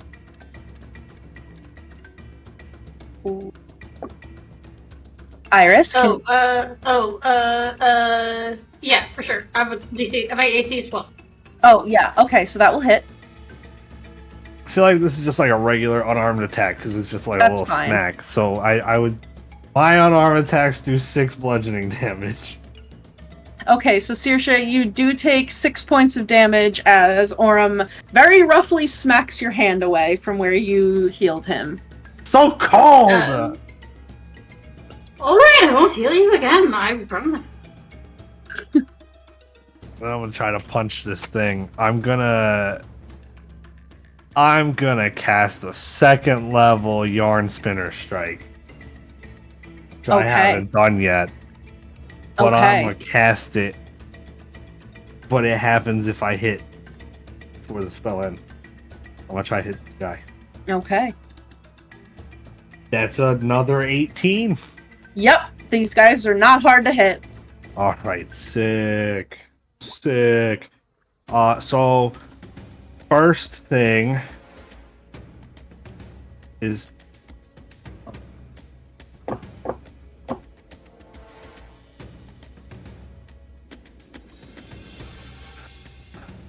so it takes 14 points of damage. Okay, you just crush this creature, like, underneath your paw. Like, you just bring it down and boom. Before he gets crushed, Uh-huh. little threads of, like, ethereal web stretch out from him and go and touch the zombie and the other purple guy. And 2 other versions of me punched them off of the webs. Okay. And I need dex saves from the other 2 creatures. DC 14. The might definitely fails. That's like a 6. And the zombie, probably not. Gonna be great. That's a 10. Cool. That's gonna be an extra 10 piercing damage to both of those guys. Okay. Because I didn't roll well. The other might, as this, like, web, like, little tendril comes out and this, like, other version of you strikes it, he's just, like, completely, like, shredded to pieces by that attack. Yes. And he is also dead. And that little thing in you is feeling a very sick sense of satisfaction knowing that you could crush something weaker than you. Okay. And you want to do it more, and now you want to go for bigger things. And it's like bubbles just under the surface. Like, you feel like your throat, like, has this kind of, like, burn of bile. And you feel like you could, like, release something. If you wanted to. Sure, I'll turn around and release it at the thing. So it would take like an action. I can do it next turn. I can turn around and punch the thing though. It's a bonus action, might be. I used the bonus action for your strike. So, but I can turn around and punch the big thing and just walk away from the zombie because it wants me to fight big thing. So I'll use my second attack to punch the big thing. Okay. You may do so. The zombie is gonna... It misses horrifically. It rolled a nat 2. Big numbers. 17 plus 8. Yes, that's gonna hit. 1d6 because it's my favorite foe. 7, 8, 9. 14 points of damage.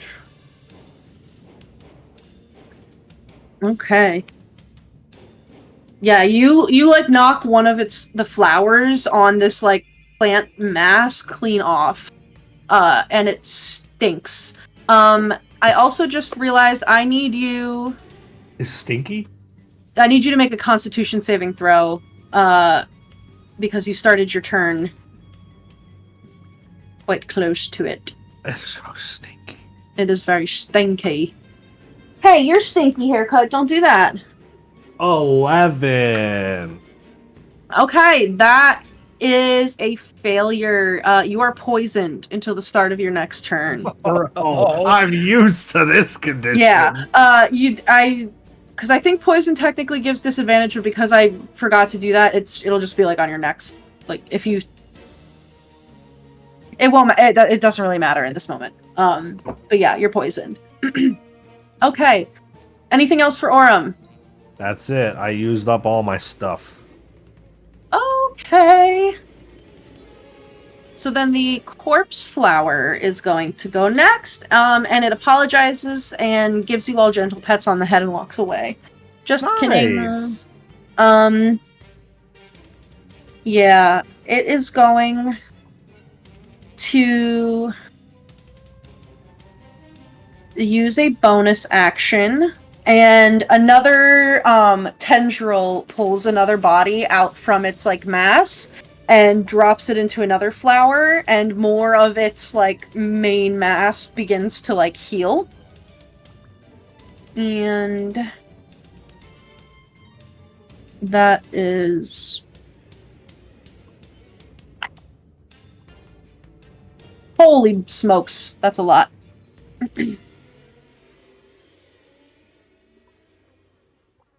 Okay. So it spends its bonus action doing that, and then it's going to start smacking.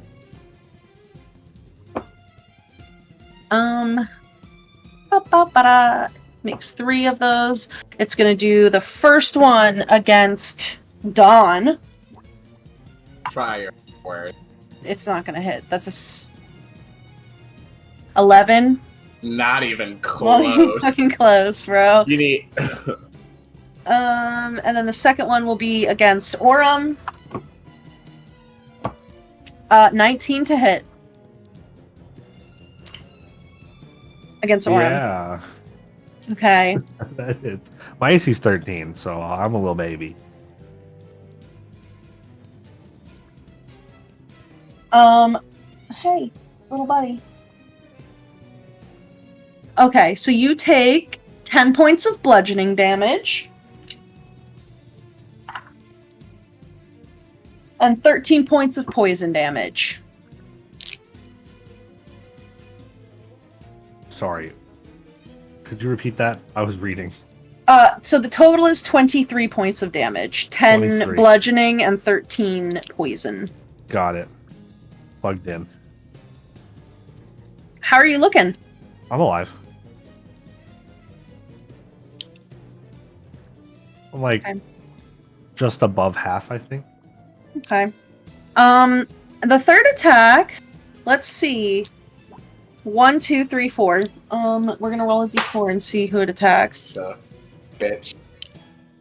Okay, the third attack is gonna be against Saoirse. Not great. Not great. Does a 13 hit Saoirse? Yes? Okay. You take 9 points of bludgeoning damage.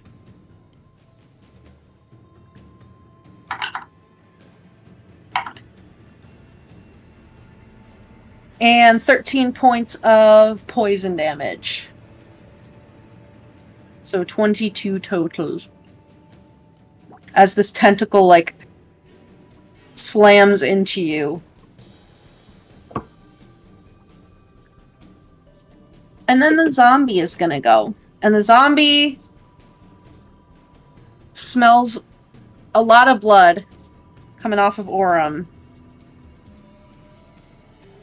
But Saoirse is, like, right there, and zombies don't really... They just attack, you know? They don't really, like, think about that kind of thing. They just want to consume flesh. So it's gonna attack Saoirse.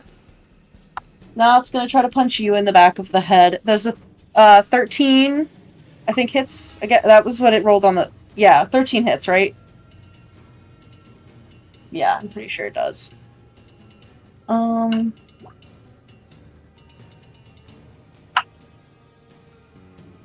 4 points of bludgeoning damage from the zombie against Saoirse. It's Jover. We're all cooked.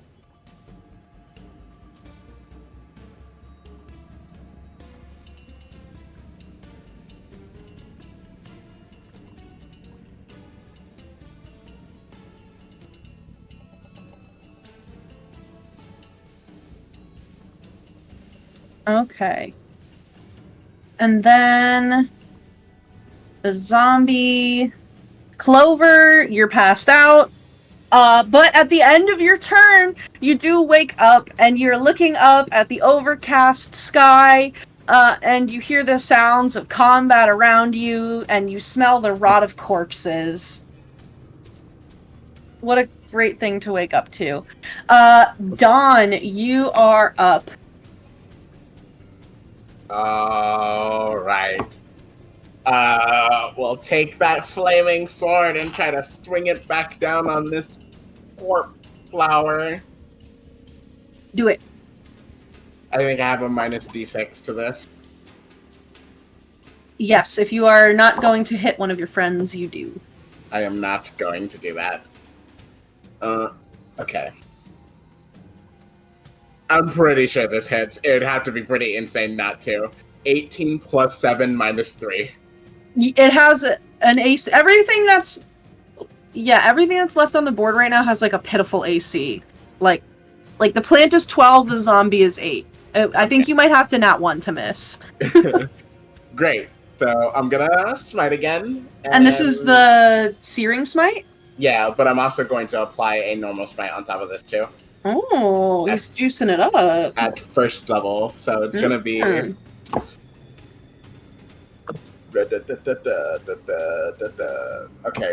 so it's gonna be 3d8. My Lanta? It's gonna be 1d8 plus 4.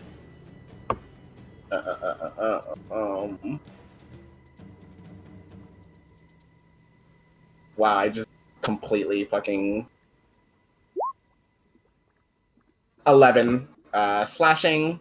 Okay. The radiant damage is also 11. And the fire damage is 12. Oh my god. That's what is that? 2. Yeah, and now it's ignited in flames. At the start of each of its turns until the spell ends, it has to make a Constitution saving throw. On a failed save, it takes a d6 fire damage. Speaking of con saves, I did it again, and I forgot. Could you make me a con save really quick? The poisson. Yeah. 17 plus 6. You're fine. Okay. Cool. So the plant is on fire. What does it look like when you cast, like, all of that smitey smiteness? Yeah, so he brings this sword, like, up to, like, slam it back down. But right before he does, he just pumps in a bunch more juice around it from his normal smite. So this flaming sword basically extends above his head like a greatsword, and it's surrounded by these like wisps of flame that come out that look like wrapping vines and dandelion petals, and he just vertically slashes down and causes an explosion of like this yellow fire. Nice. Okay. We love to see it. What is this? That was my first attack. I still have a... Jesus! Okay! Then give it to me. Yeah, 19 plus 7 minus 5. Yeah, that's gonna, yeah. For... Bend over. Oh my god. For another... Oops. Too much. 9 slashing. Oh boy. Okay. Yeah, so you're just like hacking away at this plant, and like some of the like petrified corpses inside of it are on fire. A couple of its like little blossoms are starting to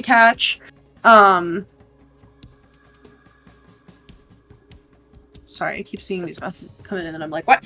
But yeah, it's not looking well, you know? It's not every day that you fight like a quasi, like a sentient, not really sentient, but like a plant that moves around like this, but you're like, he looks fucked up. If this was in my mom's garden, she would be having a fit. And then... Okay. So the mites are all dead. Goodbye, mites. So next up would be Saoirse and the red cap. But we do not currently have an iris. So...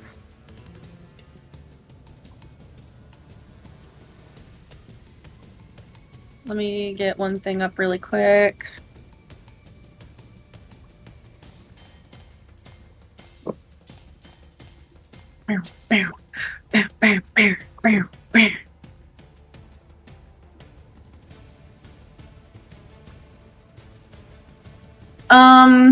Okay. Beep.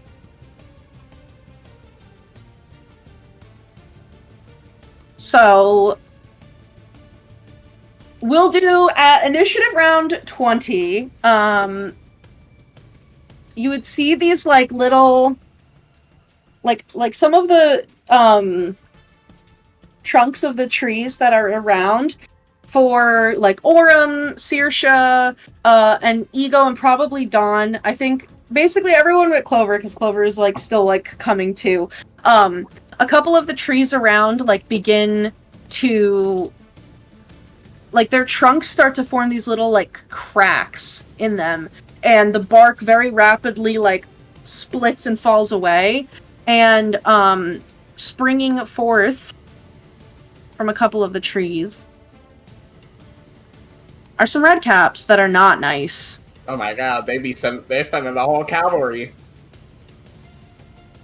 And we're gonna have them go now so that we can give Iris a little bit of time, to deal with stuff. So one's gonna stomp up on Aurum. Oh, good. 5, 10, 15, 20, 30... Oh, he only has 25 feet. So one of them is gonna dash up on Ego, but cannot attack. And then 1, 5, 10, 15 is going right up the steps to Clover. It sees an easy target, and is gonna come for you. So... That one was ours. He definitely has advantage. I'm prone. Whoop. I want to say he was over here. 5, 10, 15, 20, 20... So this one dashes over. Oh my god, haircut? Okay, I don't remember I think this guy was, like, right there. I don't remember exactly, because I moved him. Sorry about that. So this guy can't attack, and this guy can't attack, but this one that's up on Aurum is definitely gonna attack. And it's gonna slash at you with its sickle. Not well, though. Does a 12 hit? No! Does a 21 hit? Yes! Does a 19 hit? Yes! Okay, so it's first slash misses, but the other two are going to hit. Oh my god, please stop. You're being a criminal. Don't do that. Well, too bad. 7, 8, 9, 10, 11, 12... 16. So you take 20 points of slashing damage. That's total from both hits. Okay. As this red cap like bursts forth from the tree, locks eyes with you for a second, and just with these big, heavy iron shoes, slams through the mud, and with its first strike it misses, but it like uses the momentum to like swirl around and just cuts right across your abdomen, and then it like stabs and gets you in the thigh there. All right. Yeah. Okay. So next up would be Saoirse. We're gonna come back to her, but in the meantime, we will go to Ego. I'm gonna remember this time. Ego, Constitution save for me, please, because you are within 10 feet of this horrible, stinky flower. Okay. 16? That's a save. You are not poisoned. I What would you do like to have do? I pull my scarf up over my nose. You did, yeah. Let's see.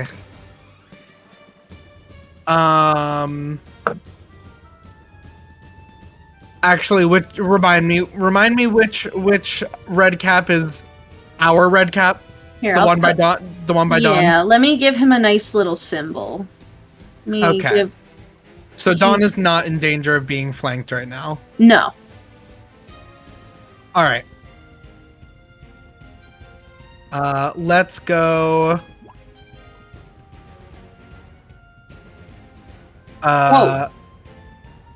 Ooh. Why are you doing... Jamie, stop! I'm raving on that guy. No.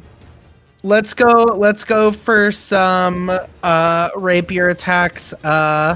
I'm not going to use my reaction to attack an ally.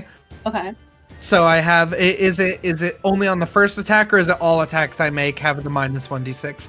Or actually wait, is that gone because I killed the little guy? Yes, it's gone. Sorry, there's a lot of effects in play here. We'll say that now that like the next round has started in combat, the blood boiling hex fades from everyone. So you don't have to do a minus d6. You can just be regular. Right. Then I'm just gonna stab him. Do it. I'm gonna stab him like Will does that goblin in the beginning of Baldur's Gate. Yeah. Cha-cha-cha-cha. Crit. Wow. Oh my god, and this is to the red cap right in front of you? Yes, ma'am. Oh my Lanta. Do it to him. That certainly hits. Don't mess with a rose or you get its thorn. Hee hee hee. Alrighty. Oh, I didn't roll the extra d8. Tee. Extra d8, go. Another 4. 11 piercing damage. Okay. For the first attack. Excellent.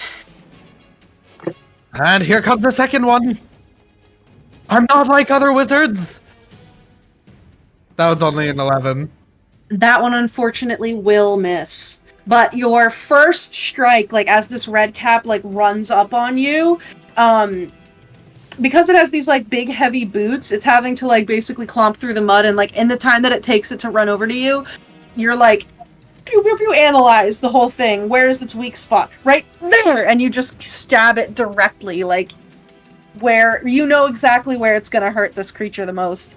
And so you get it there and like give it a good twist. But then following that, when you go to make your next strike, it does kind of dodge out of the way, like the red cap is protecting that spot, so that one whiffs.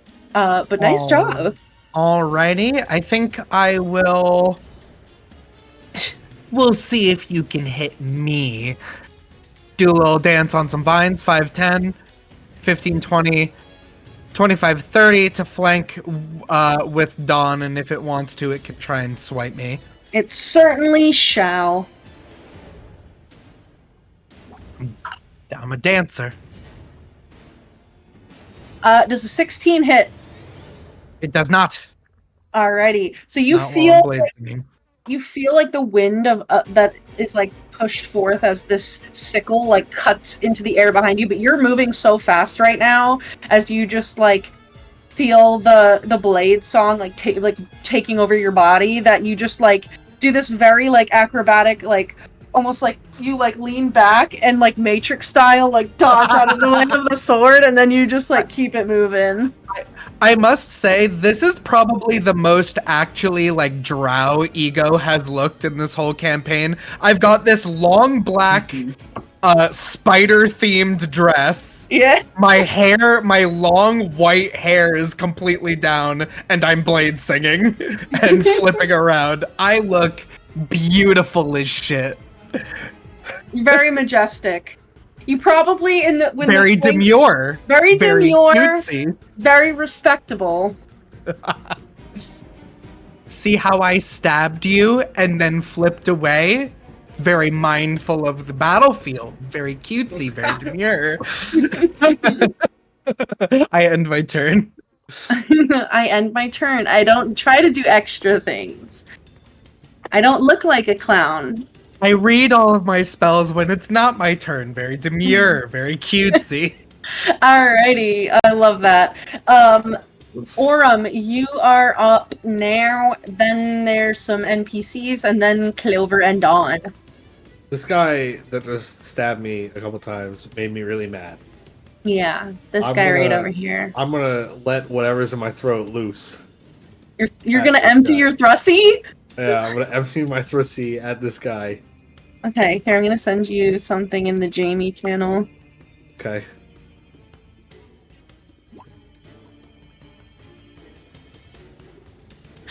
So you can cast that. You can cast that spell as a bonus action. Okay. Like basically like on yourself. The damage type does have to be poison.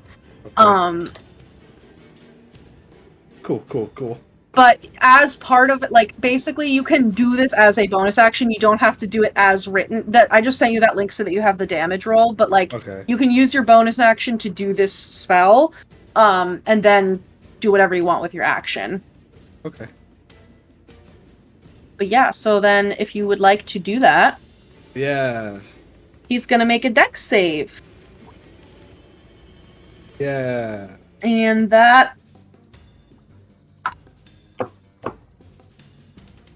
is a dirty 20. I am sorry. I'm assuming that my save would be my spell DC? Yes, whatever your spell save DC is.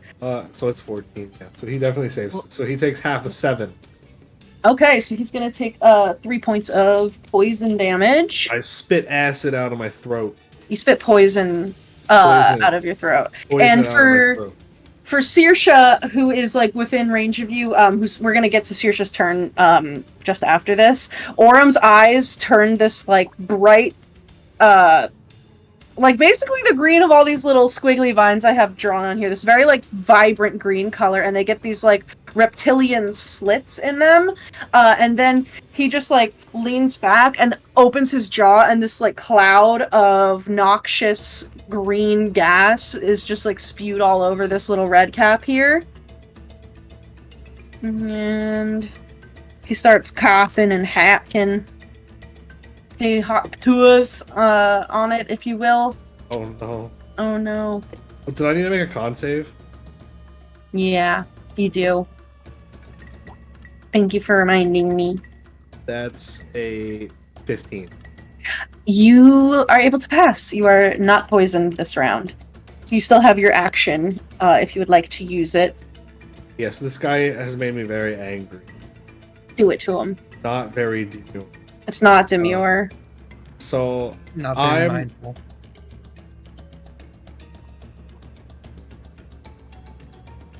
I'm gonna try to hit him. That's 11 plus 8, 19. That shall certainly hit. I'm gonna make him my favorite enemy because he made me so mad. Get him.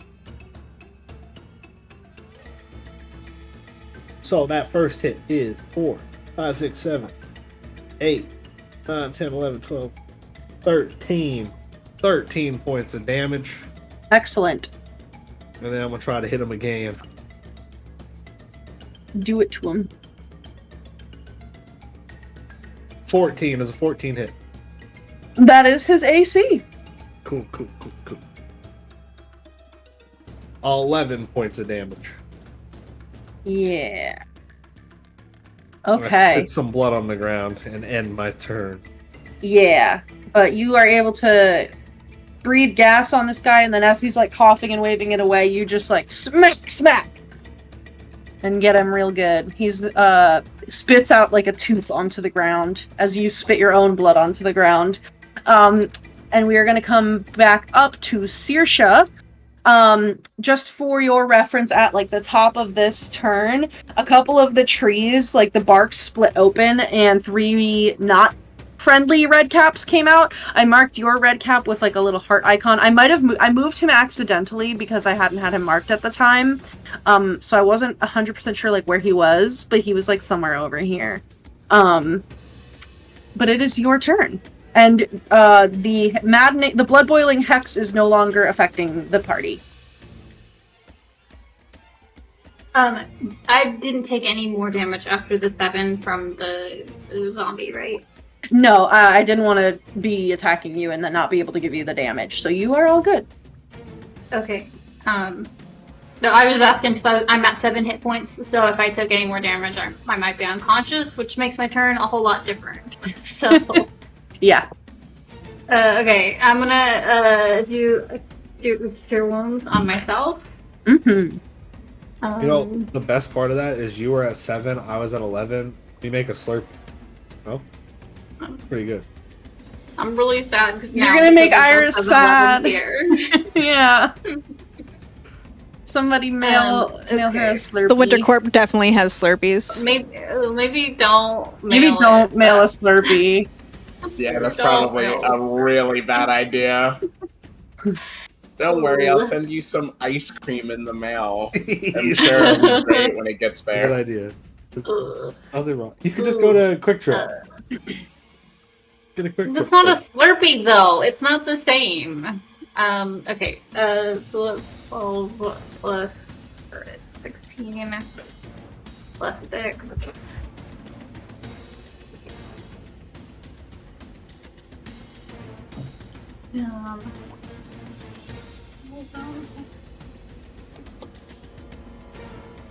And then everyone within a 30-foot radius of me also takes 6 healing.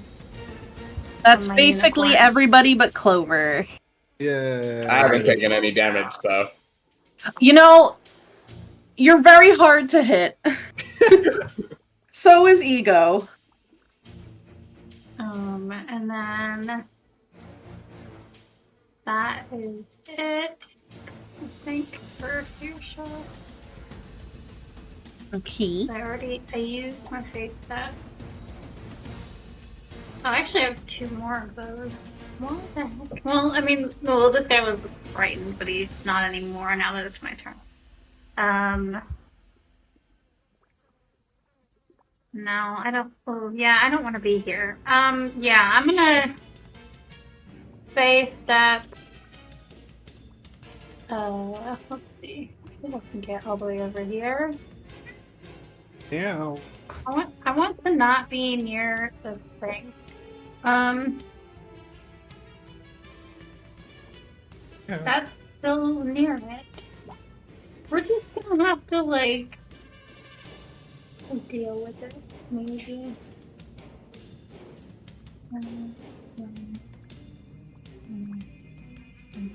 Oh, I can just hop over here next to Ego. I'm gonna do that. Quick question. I completely forgot about the frightened effect on that zombie. Is that like it's stuck in place frightened or like it runs away from you frightened? It just says it must be frightened of you until your next turn. Okay, so like just the condition frightened. Okay.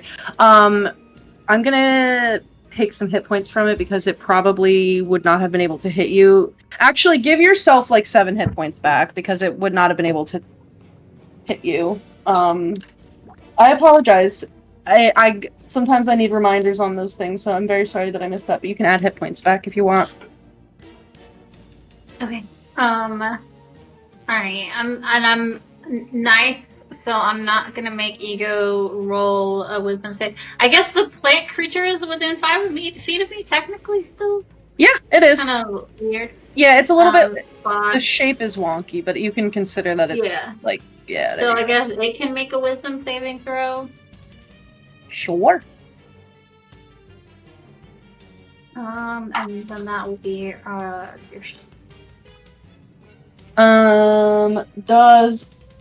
does an 8 pass?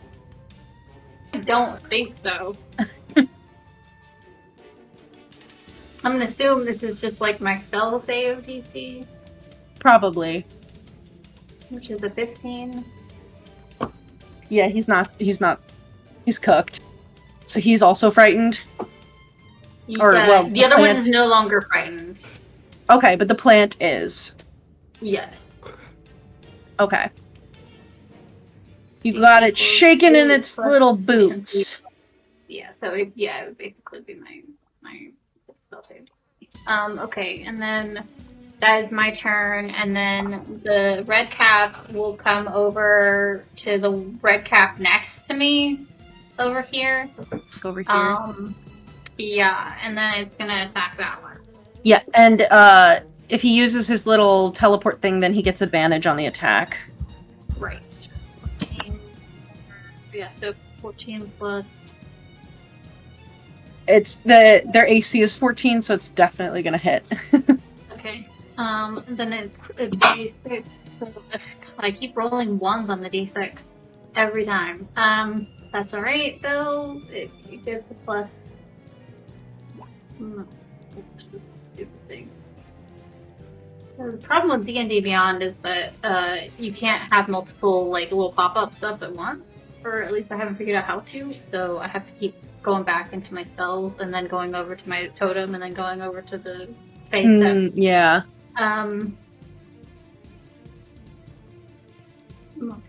Where'd it go? There it is.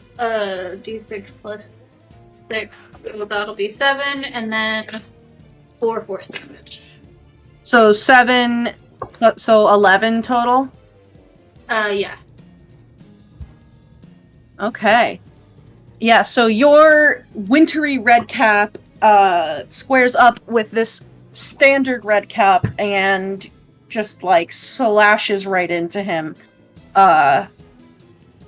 Very good. Would you like to do anything else?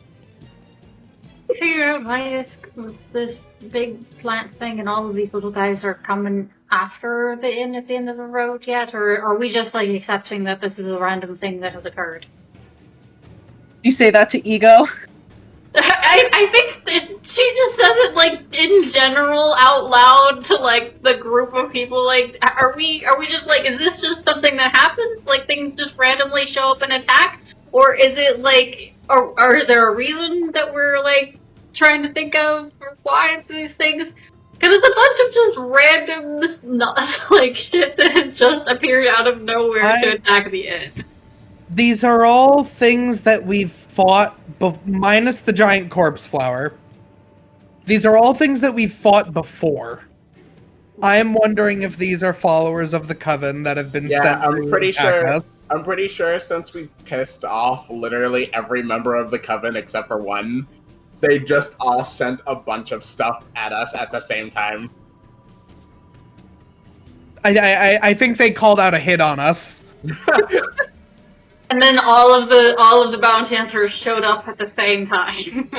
It's like a coordinated sort of random. Oh, they're fighting for like the first kill so they can get the reward. It's a coordinated accident.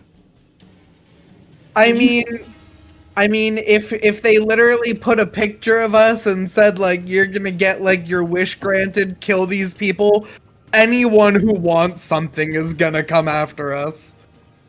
But yeah, that's what I think it is. It's not Clover. It's not just Clover being unlucky. Stay asleep. Looking up like, not again. We're actually kicking hella ass. But if you want to come in and join the slaughter like you were dreaming about, then feel free. Oh my god! Kicking ass? My ass is about to be kicked right now. I don't know. Fly down here and bite a red cap's head. Oh no! That's it for me. Okay. So, next up is going to be the corpse flower. Yay! And the corpse flower is going to take a bonus action. What?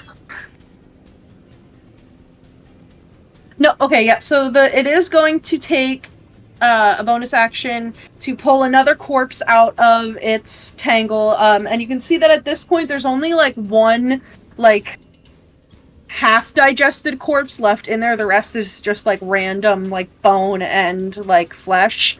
But it takes the second to last corpse, drops it into a flower, and begins to regrow a couple of little tendrils there. Can I make a Constitution saving throw? Yes. Right, it's on fire. Thank you for reminding me. 21. Oh, that's definitely a pass. I think Sorry. I think the spell ends. Oh, it ends? Yeah. I'm sorry. I don't care. I can concentrate on something else. Vic, we are actively fighting you. I know, but I feel bad when people don't get to do like the thing that they want to do. Vic, we started combat by me incinerating 3 out of the 4 guys. Yeah, I wanted it to for the initial damage. Like everything else was extra, so I don't care. Okay. So, some of the so it's not on fire anymore? Nope.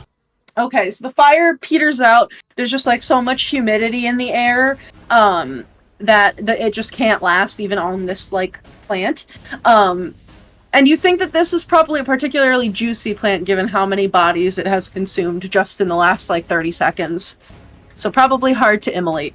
However, it's gonna do what it does best, and that is smack the fuck out of Aurum with its first hit. I'm gonna get killed by the red cat. Maybe not. Maybe not, because that is only an 8 to hit. Sorry, 7 definitely misses. Oh yeah, that definitely misses. What a loser. What a What a stupid freaking plant. loser. And then it's gonna do 1 at dawn and 1 back at Aurum.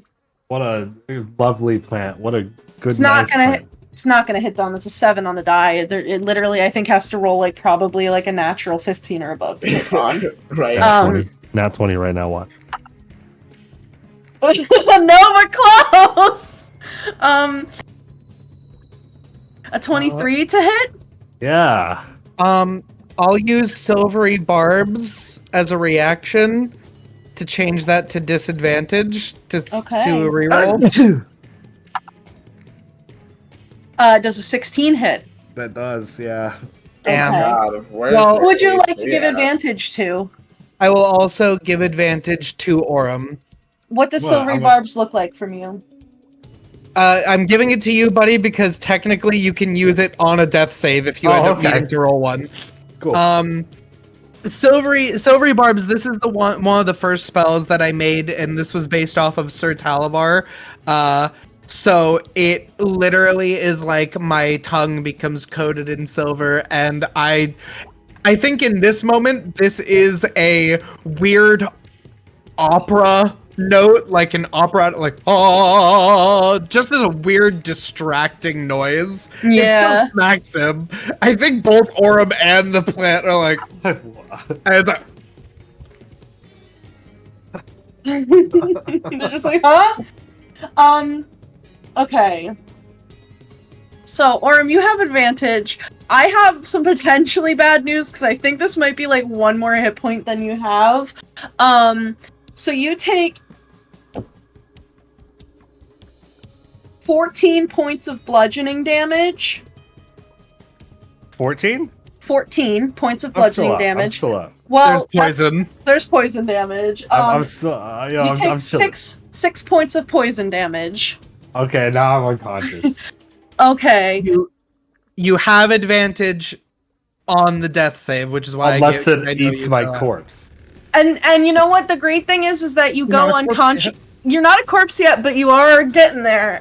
And it's definitely like as Aurum's body like falls into the muck, all of like the tendrils of this plant immediately are like turning towards Aurum.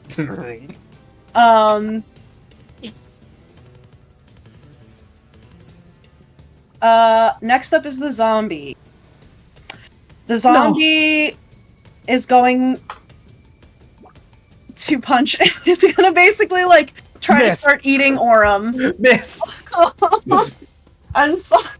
No, it's okay. They're not smart, but you're The red literally dying right No, now. I know, I know. Has That's what 3 zombies do. attacks. All it has to do is hit me twice anyway. Well, the the red cap zombie is gonna want to kill me.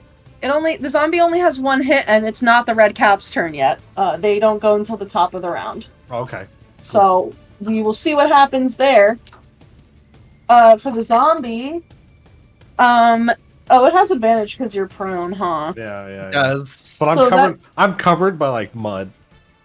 So. Yeah, and it definitely gets some mud in its mouth as it bites into you with a dirty 20 to hit. Okay. Two failed So deaths. that is 2 failed Oh, yeah. death saves. Oh yeah. Don't worry, guys. So yeah, you guys would see that like this zombie is like ripping clumps of Aurum's fur out and like literally like bites a chunk out of like his like pectoral muscle. Like you can see the golden fur like sticking out of its mouth. Clover, welcome back to the land of the living. Okay. So as you kind of like are getting up and like looking around you, number one, there is this red cap that is just like a freight train running at you and is like about to swing at you. It's technically like in your range, but he's like right there. There's also like the snowy looking red cap that seems to be fighting another like regular red cap. This giant plant monster that is just an amalgamation of tangling vines, corpses, and like big flower buds. Dawn and Ego are beating on it, Saoirse's beating on it, but as you like get up and look around is probably the moment that you see Aurum just fall into the ground, and then this zombie immediately is like pulling flesh off of him. Okay. And there's a red cap that's standing above him and looks like it's about to like go for the kill. Okay. Dawn, you're on deck. I don't even think I get up. I think I sit up. Like, I don't even stand. And I'm gonna phase step up into the air to get a vantage point where Aurum is. Sure. Oh, damn. Which of these 2 creatures on him look the most hurt? The red cap is definitely looking pretty messed up. The zombie, it's kind of hard to say, because it's a zombie, but, like, it doesn't look like anything's been freshly ripped off of it. Okay, I'm gonna go for the red cat. Well... yeah, I have to, for now. I can maybe help Aurum later, but for now... I'll try to throw a spectral cat paw and do a chill touch at the red cap. Okay. Is that a save? No, I gotta hit it. Okay. I will use inspiration if that is not enough. That is, yeah, I would use your inspo for that.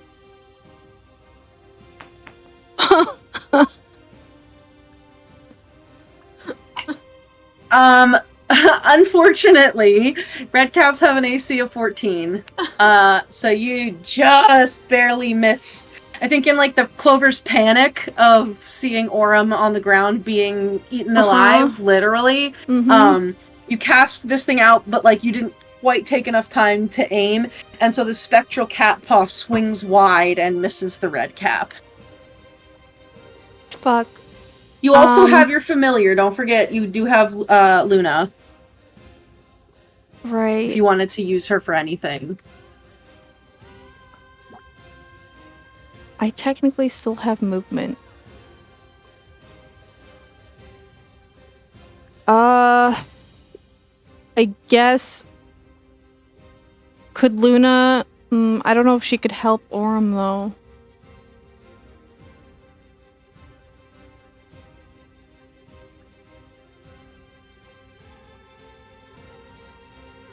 Yeah, I'm gonna do it. I'm gonna fly with my movement over top of Aurum and kind of position myself over him. So if the next strike would hopefully go for me instead. Okay. And then I guess Luna, what can she do? Can she do like the help action? Yeah, so unless you have an invocation for like being like one of the Pact of the Chain warlocks, you might not have like the extra things, but typically like when you take the attack action, your familiar can use one of your attacks in the attack action to make their own attack. Oh. But I think it's fine to just kind of have, if you want her to like go help someone, because she can like basically give people advantage on attacks and take the help action, and like distract enemies, she can do stuff like that. Let's see. Maybe she distracts one, I distract the other? Yeah, you can basically have her like a puff confusion? up and like Yeah, maybe like you. I think she could probably go for the red cap because the red cap is like conscious and like would feel the annoyance, whereas the zombie is just pure killing instinct, so you can kind of just block the zombie with your own body. okay. Cool. Anything else you would like to do? Nothing else I can do. Okay, Dawn, you are up. Then it's red caps, then Saoirse. Okay. Misty Step. Action, lay on hands for 25 hit points. Sick. Add another 5 to that. Okay, Okay. so yeah, you just Not from your own pool. There's just something else happening here. You only spend 25 of your points for that. okay. Sammy boy, you're shipping them together. We hate Sam so much. He just kind of like sees him go down, and he's like really feeling himself right now. So it's almost like he just kind of steps and does like a flash step, disappearing into like a puff of dandelion, and appears right next to him and just grabs him by like the back of the scruff and pulls him up and says, "Up you go." And a bunch of flowers will like bloom out from him and explode out as he just gets pumped full of healing. That is my action. Nice. And I don't know if I have a bonus. I do. You Misty stepped. Yeah. That's my bonus action, my action. Okay. So yeah, that's about it for me. I'm just Awesome. gonna stay here. Yeah. Because I have something else I can do on the turn. Yeah. So, Aurum, you come awake as Dawn is kind of propping you up, and you're like, you kind of feel this like gentle wind pass by, and you can hear like the like cheerful fiddle music play, and then all of these little dandelions begin to sprout in your mane. Like all of these like little tiny yellow flowers, and you're just kind of like surrounded by petals and like little sprouts of dandelions in the mud. But you're alive, and there's a chunk missing out of you, and it's in the mouth of the zombie right now. Yay. Okay. So on 20, it is Saoirse and the red caps. Saoirse, why don't you go first? Since you where we had you delayed on your previous turn, let's let you go first. Sure. Let's see. Aurum's back up. What do I even have? I think, Saoirse is sort of not in the mood to fuck around anymore, so we're gonna go Primal Savagery. Mm-hmm. And we're just gonna start slicing at this corpse flower. Okay. Do it to him. That is an 18 plus 7, so a lot. That will hit.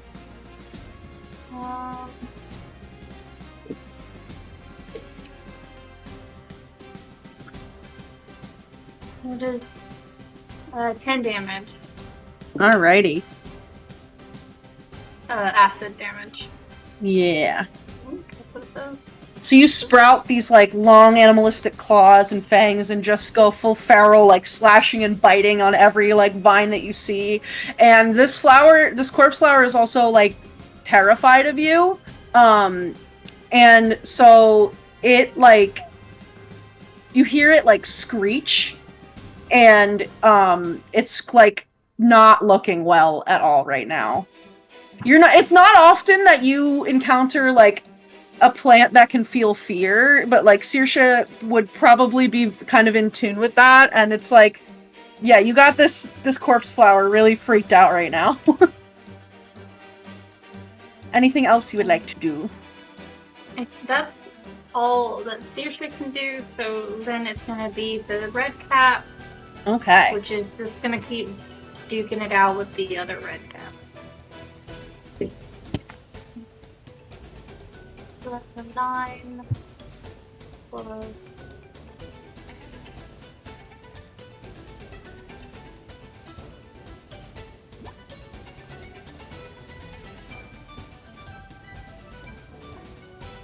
Oh, my spell attack modifier, so plus 7. So 16 to hit. You said 16? Yes. That will hit. Right, yeah, that's the math. Okay. Alright, so... Oh, finally. So 12 piercing and 4 piercing. You said 4... What was the other one? Well, 12 and 4. Okay. Okay, yeah, so your red cap is just like beating the crap out of this other one. Like they threw their blades down, they're just straight up boxing right now, and this other red cap is like his nose is broken, his teeth are falling out, like one of his eyes is just swollen. He's not looking well at all. Yeah, that is it for me. Alrighty. Ego, you are up. Aurum is on deck. Oh, sorry, the red caps need to go. My apologies. That's fair. Okay. So, this red cap... Hi, buddy. I really wish you would stop sitting here. It's very distracting and makes me kind of flustered because I don't like the way you're looking at my dice. So this one's gonna try to attack Saoirse's red cat. Is it a 7 or... That's a nat 1. He falls on his face. This one is gonna run 5, 10, 15, 20, 25. He's gonna dash towards Dawn.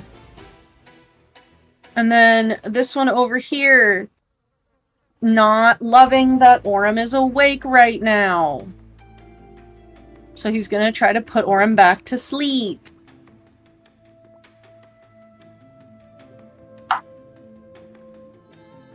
First one is an 8 to hit. That's gonna miss. Oh, you're technically prone, huh? That's still... Okay, the first one would still miss, because that was... the better of that was a total of 11 to hit. If I'm imposing disadvantage, would it just be a straight roll? Like if I'm over top of them? They are... Well... So, if Aurum... Yeah, wait, it would be. Okay, yes. So, the first one will miss. Both, yeah. And then for the second one, just at a straight roll, that's a natural 3. That's gonna miss. The third one is a nat 20. I'm sorry. There it is. I just called it a little early last round. You called it a little early, but you spoke it into existence. Yeah. You manifested that. Let's see. 2d4.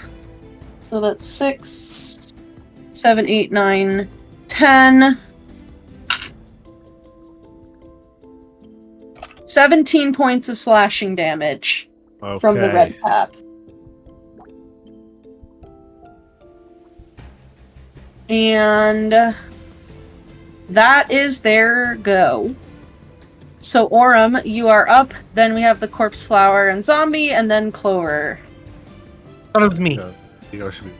Oh, it is you. I'm sorry. It's Ego, then Aurum. I was looking at where it said red cap, and sorry, guys. You're all good. So Ego is going to kind of crouch down, holding my wand and my blade. I'm gonna try and dig my fingers a little bit into the mud and dirt and soil.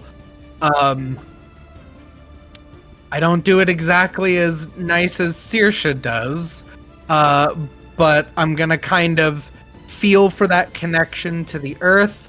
I see Dawn's, big blooming of flowers that he made over Aurum, and I'm going to reach out for those, and I'm going to cast Wither and Bloom. Okay.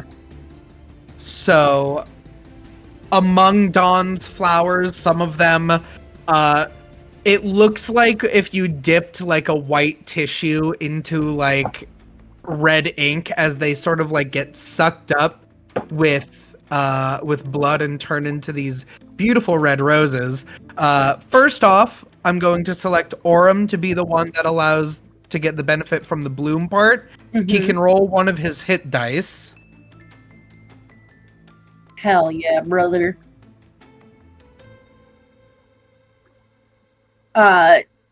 Jamie, if you want to do that on the side, and then Ink, we can continue with damage.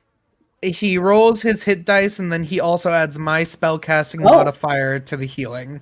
So it's whatever he rolls plus an additional 5. Nice. 15. So 15 back to him, and then as he gets the healing from the roses, they burst out into a spiral of thorns, and all creatures within 10 feet of Aurum of my choice. So I'm going to choose the 2 red caps, the corpse flower, and the zombie. Are all going to make Constitution saving throws. Okay. The zombie. Natural 20. That's fair. This is against necrotic damage, so I don't even know if it will be taking any. What the fuck? I just Okay, so this other red cap that is at, like, full health also got a nat 20. I literally feel like it's unfair for me to roll that die, because it just rolled 3 nat 20s within, like, 2 turns of itself. I don't know what just happened. When you roll the most dice in the combat, you're the most likely to get crits. For the Hurdy red cap, he gets a 13. Okay, so he fails, and then finally the flower. For the flower,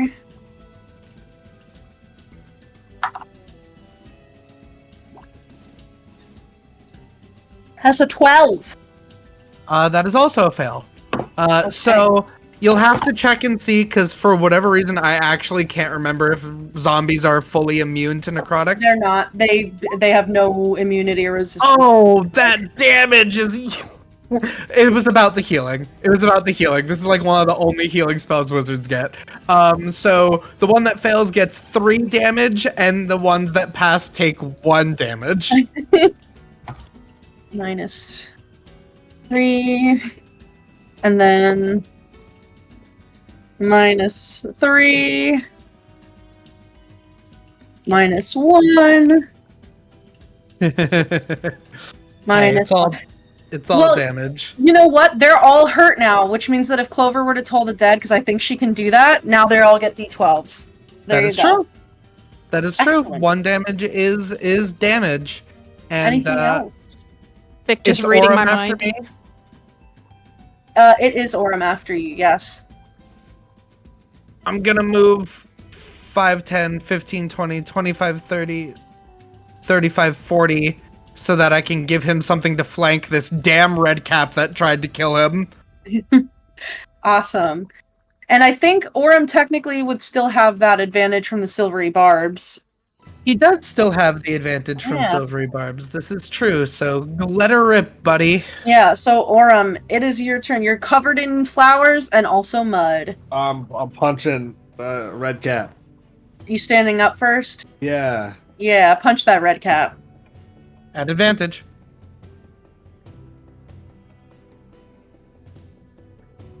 That's on 24. Yes. Yep.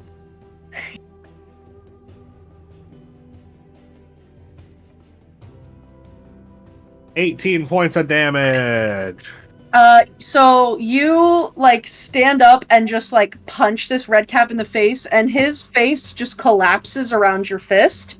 Like your knuckles like connect with brain matter as you just erase him from existence. Sick. I'm gonna spin around and punch the plant. Okay, do it. The plant's not looking well. 18. Yes, that's gonna hit. 9 points of damage. Okay. Yeah, you reach your fist into like this plant and just like rip out a huge like ball of just plant matter. And this thing can't even really like stand on its tendrils anymore. Like it kind of like falls to the ground and is now just like grasping at the mud and at all of you. It is alive, barely. Do I still have my dragon breath, or did that go away when I went on? That's like a one-time use thing. One-time thing. Okay. Yes. Anything else you'd like to do? What can I do as a bonus action? Can you do like an offhand strike? I can. With... I can because I have 2 weapons fighting. So I will. That's a 27. Yes. Is it possible for you to do less than 3 points of damage? No, because I rolled a 6. Okay, describe for me how you want to destroy this corpse flower. Hell yeah. It doesn't have a chest, so I can't punch through its chest like normal. No, but you can be like a feral little guy and just rip it up. I'm gonna... That hole that I punched in it at first, I'm gonna punch in that hole again and again and again until it stops moving. Yeah, so you keep, just like, keep digging the hole punching deeper.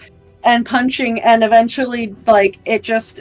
All of the vines and tendrils that are all around here just, like, fall flat and go limp. The corpses that are wrapped up in the mass, the, like, knot of tendrils there all begin to, like, fall and plop out. The zombie falls to the ground and collapses. It is no longer animated by, like, the little tendrils that came from like the corpse flower to keep it up. So the zombie falls. And yeah, this flower reeks. It's disgusting, but it is dead. GG's. Nice. So that's their turn's gone. Clover. Oh, sorry, Aurum. Did you want to do anything else? I just want to square up on this dude. Yeah, you sure can. And that's my turn. Clover. Toll the dead. Do it. Do I have to roll a con save? Yes. No, wisdom. Hang on. Let me. Natural 1. Doesn't matter what it is. Oh. Whether it's con or wisdom, he got a nat 1. Oh. Yeah. Oh, fuck. Oh my god. Jeez. Jesus Double Christ. Did you get max damage? God. That's 2 real points off close. This is why she needs to sleep through the fights, because otherwise it's a bloodbath. It's too low stakes otherwise. Like, what do you... Oh my god. I'm Kill. Clover. Kill. It's been so long. Why She do the finally dice do kills this to me? again. Why does it do this to me? This is my favorite subplot of this campaign. This is literally my favorite subplot. Clover's actually a murderer. Well, this is what Clover was made for. She's Wow. really a serial killer. You have to Yeah. watch the podcast to figure it out. Wowie. Oh, no. Anything else you'd like to do, Clover? Oh, As this like purring like reverberates from your throat and then like into the air, it's not even like a little trickle of blood down this redcap's ears. Like his eardrums burst and there's just like an explosion of blood out of each ear. There's blood coming out of his tear ducts, out of his nose, and he's just like gripping his head and is like I'm just gonna fly above the battlefield and kind of keep the 2 enemies that are still up, like, within viewing distance. Okay, cool. And that's my turn. Do you want to have Luna give somebody the help action? Dawn is up next, then Saoirse, and then the red caps as part of that.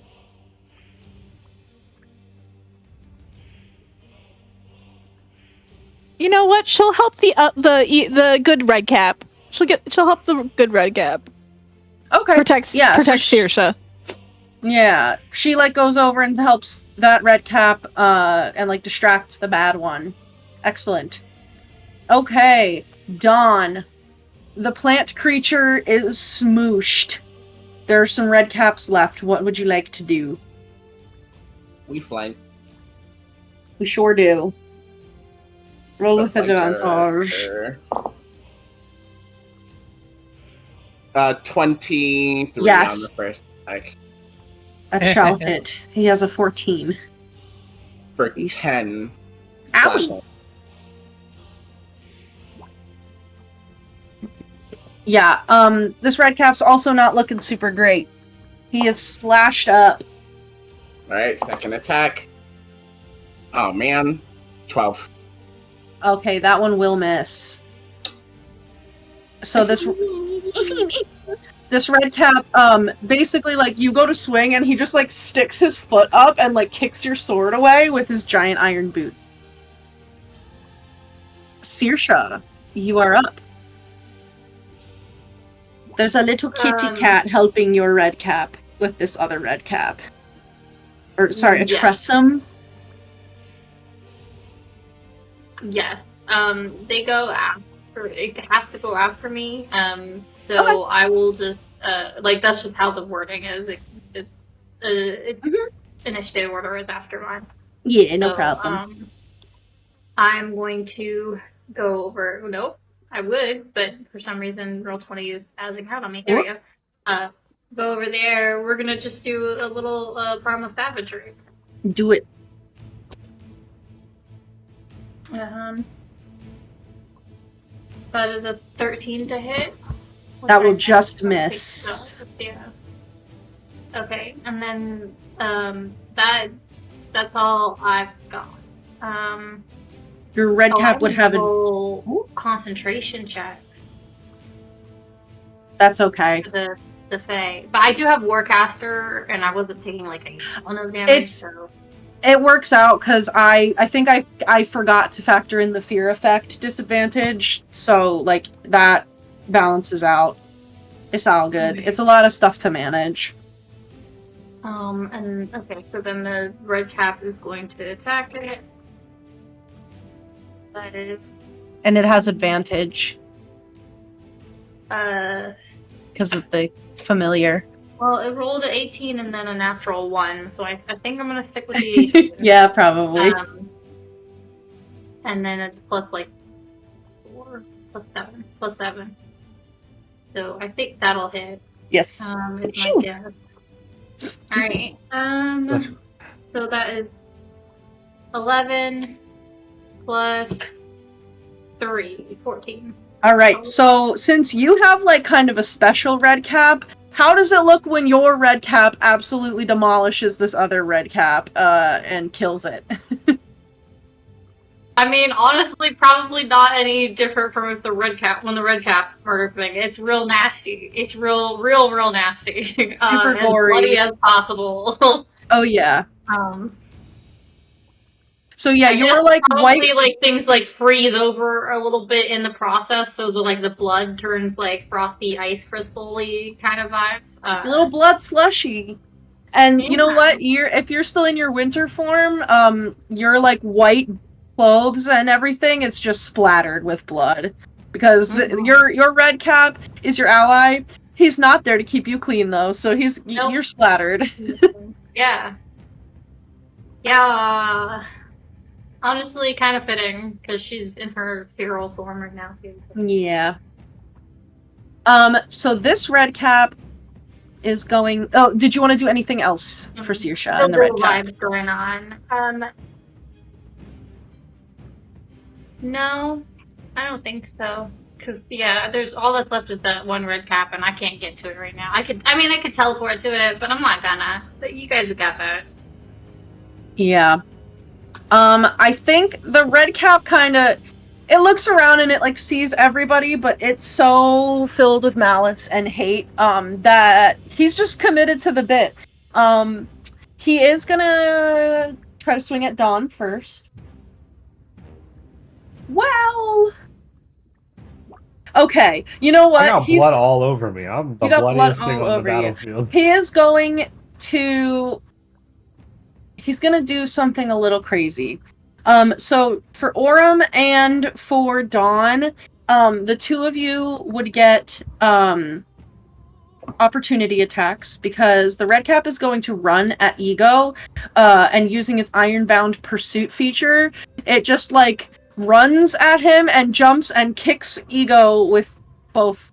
Like he's drop kicking me with iron boots. Yes, he is. Okay. I'm gonna miss.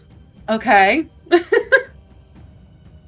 I can't believe I'm about to be drop kicked. We're finally getting a drop kick in battle. I've been waiting for All this. of you, Dawn, you have to get the killing blow right now.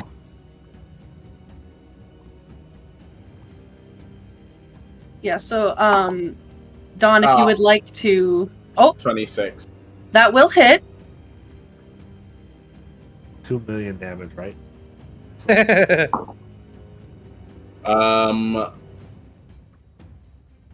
8 slashing.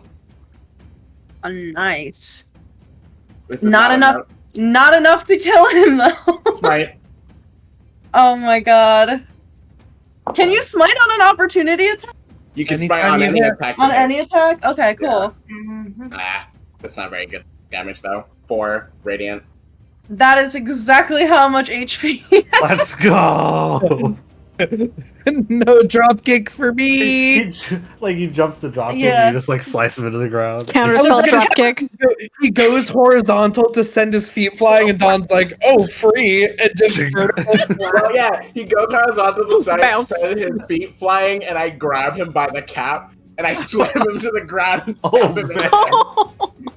Yeah, so Ego, like, yeah, you see these, like, comically large, solid iron boots just, like, careening in your direction, and then all of a sudden, like, momentum just completely changes, and he is, like, slashed and slammed to the ground in this, like, radiant explosion of, like, warm sunlight and dandelion petals and cheerful music. And the red cap is no more. I knew you had me. And with that, combat is concluded. We are out of initiative. I know it is a bit late. I do want to give everybody a bit of time to do some RP, so I think, would you guys be cool with like maybe 10 to 15 more minutes, or is this like a hard out time for everybody? I'm good. Jamie, I know work is a thing for you. Yeah, I gotta be up in 5 hours, but I can do. Okay, maybe we keep it like we're gonna do like 5 to 10 more minutes here, just so you guys can like, if you want to investigate the scene since it's fresh, or do anything with it. Because I know there were questions of like, what is, like, why did they send a hit squad for us, kind of thing. So we'll wrap in a couple minutes. Yeah, Don is definitely gonna ask if everyone's alright. He's kind of just standing there in his gleaming armor, bro. Took no damage the whole time. You're very hard to hit. Yeah, I'm good. It never felt better, you know. Clover, Saoirse, Ego. I wasn't hit. I'm okay. Yeah, fine. Alright, I think why don't we look around and... 5 at this point. Yeah. Why don't we look around and see where these guys come from? Oh, before all this happened, I did want to tell you guys. I was talking to Moby Richard, and for 5 trinkets, we could get this bag of magic beans. I got a I belt. can make magic beans. Or just that is very cool. I didn't want to forget to tell you guys. Sounds like a good deal. Ego, Yeah. you have the... You're the probably the smartest person here. Can you help me look around for anything on these guys? Yeah, I would say start with the red caps, because the ones that looked kind of like assassins, the one with swords, I incinerated those guys. Yeah, there's just like little husks that are like vaguely humanoid shaped that are just like on the ground from where they were. Learning from Clover. I'll start digging in the plant thing to see if I can like find like a loot in the center of it or something. Okay, so for anybody that wants to investigate the scene or look for loot, anything like that, you can roll investigation checks. If you're trying to like investigate the scene, but like in a way that's not investigating, just let me know and we can figure out what role that is.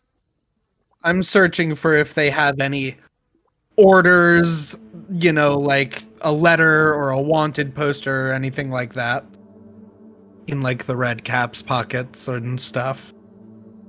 Okay. Could I potentially be investigating, but like more of like a survival sense of like a creature like this, when it would digest things, would probably have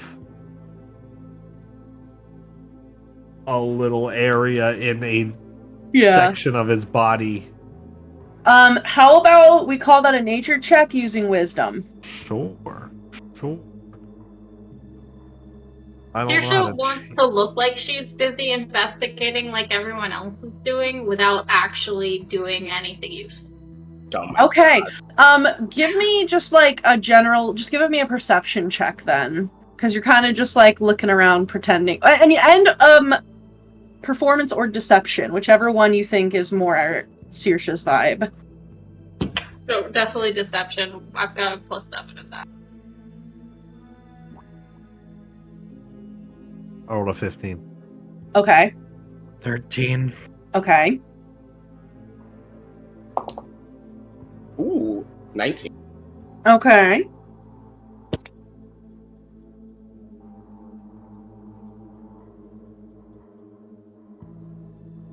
$19 perception. What about 18 deception and 19 perception.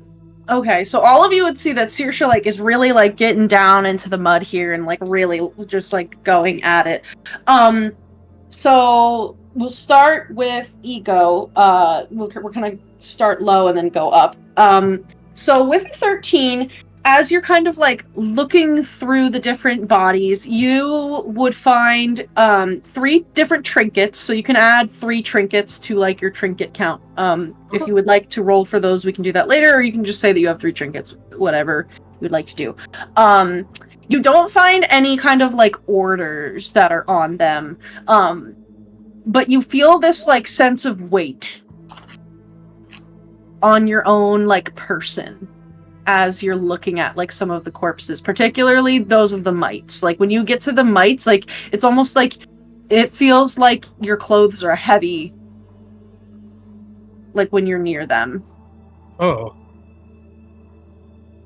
Not in like a I want to take them off way, like in a wearing a weighted vest kind of thing. You're gonna carry that weight. Yeah. Okay. So for Aurum, you are able to successfully locate like the digestive organs of this plant. Immediately, like the digestive juices start burning at your hands. So you do take a little bit of damage from that. It's not anything that's gonna knock you out. So I'm not gonna really give you like a number because it's like minimal. You would find, let me double check because it has juice rules. It seems like the digestive juice only affects biological matter, so you are also able to find there's like ragtag bits of armor. You think that you could like probably put together like a set of there's like a breastplate and it's like kind of like worse for wear and dented, but like it's not digested. Leather armor would have been digested, but some like little scraps of chainmail and like a whole breastplate are in there if you would like to take them. Additionally, you would also find 4 trinkets inside of its stomach. You also find these, like, clear, almost, they look kind of like how a rough cut, like, diamond would look. You know, like it's just a clear chunk of rough hewn stone. You find a couple of those in there. None of them bigger than, say, a tennis ball, but you would find a few of those.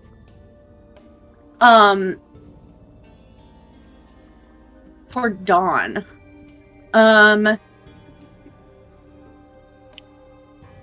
The red caps don't have anything of particular interest on them. You probably also find in your investigation about 5 trinkets, if you would like to add those to your sheet. But you go to one of the mites. Actually, one of the ones that was like lightning charred, because nobody else is looking at those. And so you're like, let me just be thorough, because a lot of the times the work that nobody looks at is the work that needs to be done. And that was a correct thought, because as you look at like one of the charred corpses way at the back of one of the mites, not the 2 hooded creatures, but the mite that got struck by lightning, you notice that there's something like faintly glimmering, like at the back of its like neck, or where its neck would be. The corpse falls apart as you touch it, but the thing that's inside does not. And you see that there is this, well, actually, you do know what this is. There's a cursed luckstone, situated, like, in the base of this creature's neck. Oh. Who had the cursed luckstone last time? He'll pick it up. Or, sorry, not a cursed luckstone, it's like one of the, it's a sorry. There's cursed luckstones. It's a malignant wish stone. Yes, it's a malignant wish stone. Sorry. See? Oh, yeah, from Jan. He, like, holds it up and he says, it's one of those, nasty wishes, it seems.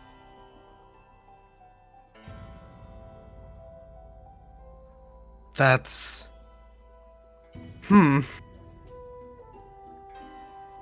That's strange. And as you look at the malignant wish stone, Ego, you feel like a very heavy weight in your pocket. Yeah, because I took one. I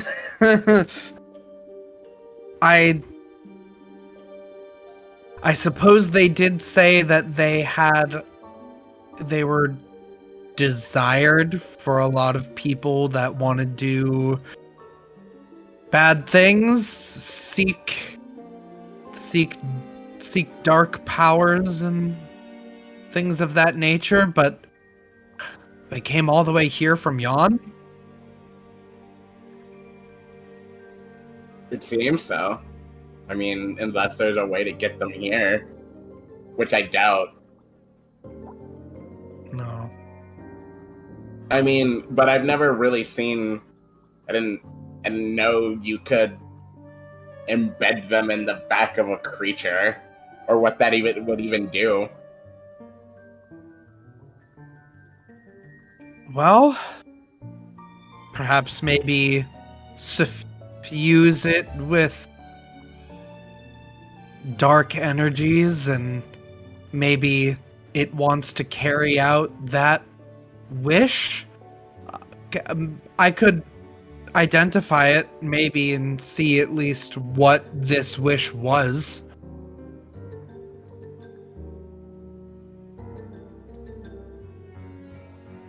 That might be a good idea. I'm more just concerned that this complicates things with the, what are they called? The Corrids? Yeah. No, the Briganox. Yeah, the Both? Briganox.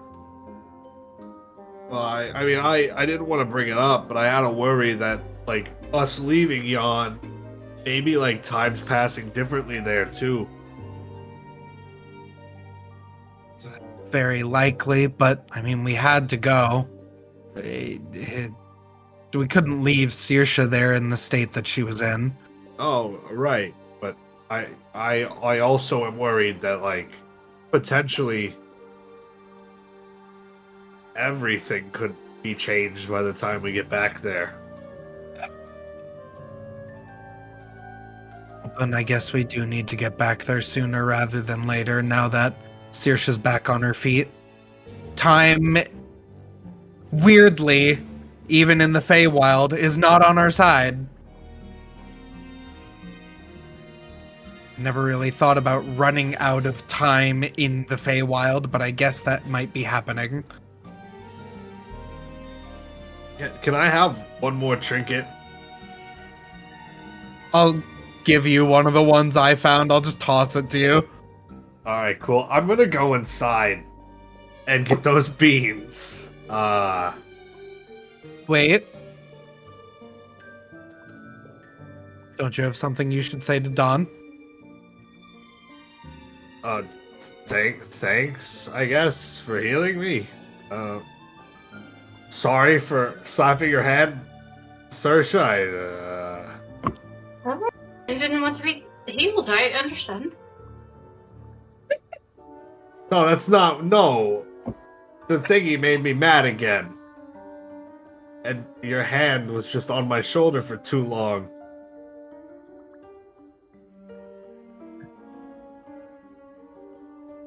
Yeah, it was pretty funny. I feel like people also think I have a problem with Dawn. I don't have a problem with Dawn. I'm not. My problem's with Sam. My problem's not with Dawn. Yeah, I knew your I problem didn't was... say you had a problem with Dawn. I just think that just- we should thank people that save our lives. Oh, okay. I don't like him very much, but it's not really personal. Yeah. Oh my god! Well, we already knew that, so that's. That's old news. Yeah. Can I go get the beans now? I'm gonna go get the beans now. Go Okay, get you the can beans. you can go get the beans. Another quick thing for Dawn, now that like the digestive organs of the plant have been opened up, when you like go back over to reconvene with the party, you see like a little something like kind of golden that it seems like Aurum hadn't noticed in the digestive juices that's kind of like glimmering. Tappa, tappa, tappa, tappa. Yeah, so you pull it out and there's this like, it looks like a tree branch, but it's made out of silver, like a little branch, and all of the little ends of the branches have small golden bells hanging from them. Clover, when he pulls this out, immediately you get like a magical aura from it. You get like a lot of like abjuration magic off of it. I'll relay that to Dawn as he picks it up. Huh. Lighten up! Maybe we can go inside and rest up, and I'll figure out what this thing is, and then we can head back. Actually, And we can probably play some pretty good music with it, with bells jingling. true. While I still have my eyes active, like now that he picked this thing up, I'm just gonna do like a quick scan, like sonar with what I have before going back in with the party.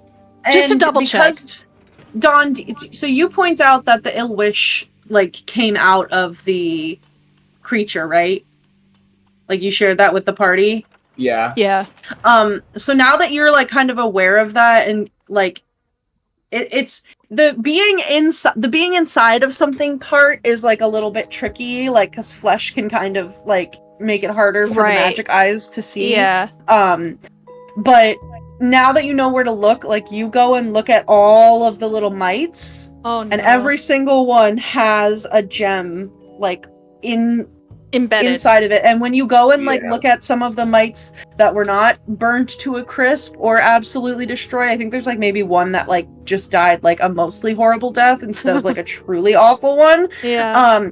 You can actually see that it has like this knob of scar tissue, like really rough on the back of its neck, as if it's like had Multiple. the worst surgery performed by a medieval horse doctor done on the back of its neck. Oh, Oh, my boy. god. Yeah, I'll point that out to Dawn. I think all of them have it. Like all of them. Well, if this was done by the hags, they would have to be getting them from the Briganox, right? Yeah. Maybe. But that could mean they have more, like, lying in wait at the castle? Most likely. Boy. Is there anything extra on these, like, ill wishes, or are they all pretty, like, uniformed? They're all pretty uniform. They're definitely, like, small. Okay. You know, based on, like, what you saw from the wish stone, since you didn't get I don't think any of you got, other than Ego, got, like, a good look at an ill wish up close. But you did get to see wish stones. The magic and, like, aura off of this is very small. It's not, like, a very powerful ill wish, but, like, it's an ill wish nonetheless. Does it feel like in dire circumstances it could be dispelled if it's that weak, or is it still too strong for even that? Hard to say. Okay. Without investigating. Testing. Yeah. Okay. Yeah. But that's there. Interesting. Yeah, so as the group of you are left with this information, and Aurum is going to go get a sick bag of beans, that is where we will call it for the evening. Thank you, everybody, for letting me beat you up, and for joining me most weeks. Not every week, but almost every week. Most of the weeks. For some cool D&D. And thank you to those of you who are watching now or in the future. We love having you, and thank you for your support. Thank you to Little Dragon Corp, Carpet Castle Games, Sirenscape, Suncraft Bot. Anything else that I'm missing? GG! I love you. GG, everybody. Love you too. The next time...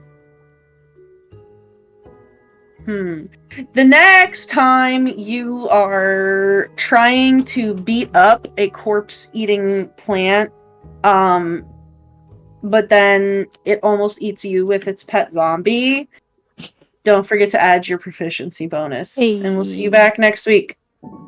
Love you, Bye-bye. bye. Love you, bye. Bye.